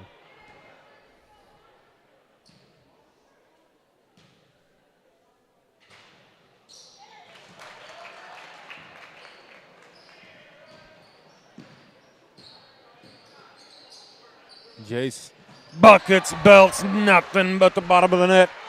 He just needed that first one to go in.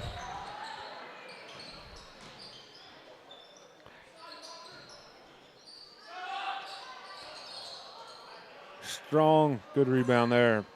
Noah Collins. 2:18 to play. Wild by Walker. Belts is feeling it. Thought he had that one too. I think maybe he was thinking some contact was coming.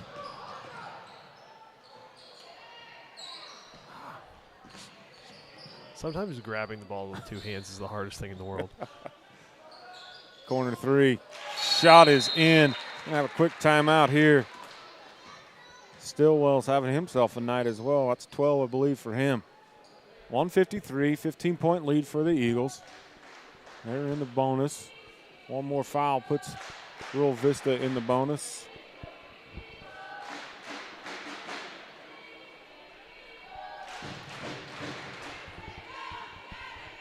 A good opening night for Coach O'Connor. Yeah. With the limited practice. Couple starters in Denver. All things considered, it's a very good night. All things considered, they look like a basketball team. Yeah. And playing well together, sharing the basketball, aggressive on defense. Kind of like we talked about in the girls' game, maybe not a lot of set offense yet. We're going to have a little bit of a press token or just kind of a full court, half court, man-to-man. They're going to have to extend if they want to cut into the lead. We're going to have a travel on Walker here. Drug his back foot. Well, 145, 15 points. Going to need that 3 ball. Quick one. McManus is going to go sit on the bench. That's going to be number 5. His night is done. 21 on the night. Pretty dang good night. One thing you can't do sometimes is you can't let him just get into your body. He was already, when he caught the ball, he was already coming towards the basket, so that's a really hard thing to not allow them to do, but something you got to try and wall him off and cut him off there. 1-on-1 for Reedy. He doesn't miss those free throws. No.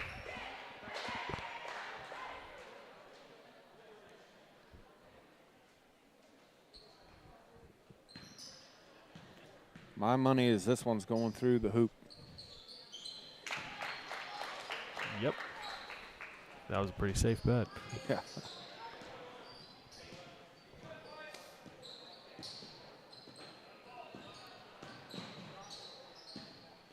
Jace with the drive. Kicks out to Whitty. Back over to Nightingale. At this point, the clock is your friend. Nightingale having a little bit of a tough go of it here in the last couple. Whitty says, "Hi, that's my basketball." Much to the liking of the home crowd.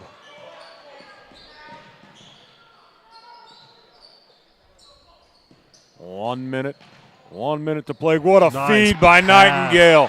What Oh. a find right there, dropping the dime in. Noah Collins finishes it, but that was all set up. Walker's had a rough night shooting the basketball, but that was a great pass.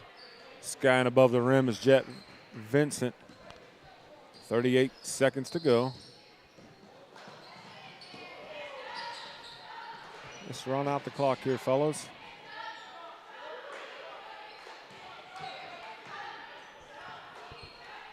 (67-52).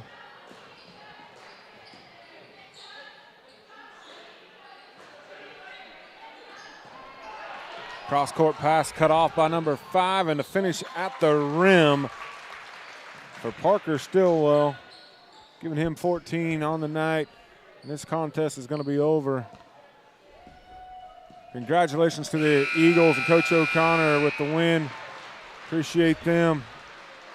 Again, it's the first time that we've had the opportunity to say congratulations to the state champion Eagles cheerleading squad. What a big thing that is. Yep. Going to hang another banner in this beautiful gymnasium. Coach Kaufman, I appreciate you letting me back into the booth again this season. All you and your crew, the camera crew, a little rusty here and there. We appreciate the feedback from the stands, from the fans at home. It's been a great night. It's going to be a great season. I'm looking forward to it. With that, ladies and gentlemen, we're going to sign off and just simply say, go Eagles. Go Eagles.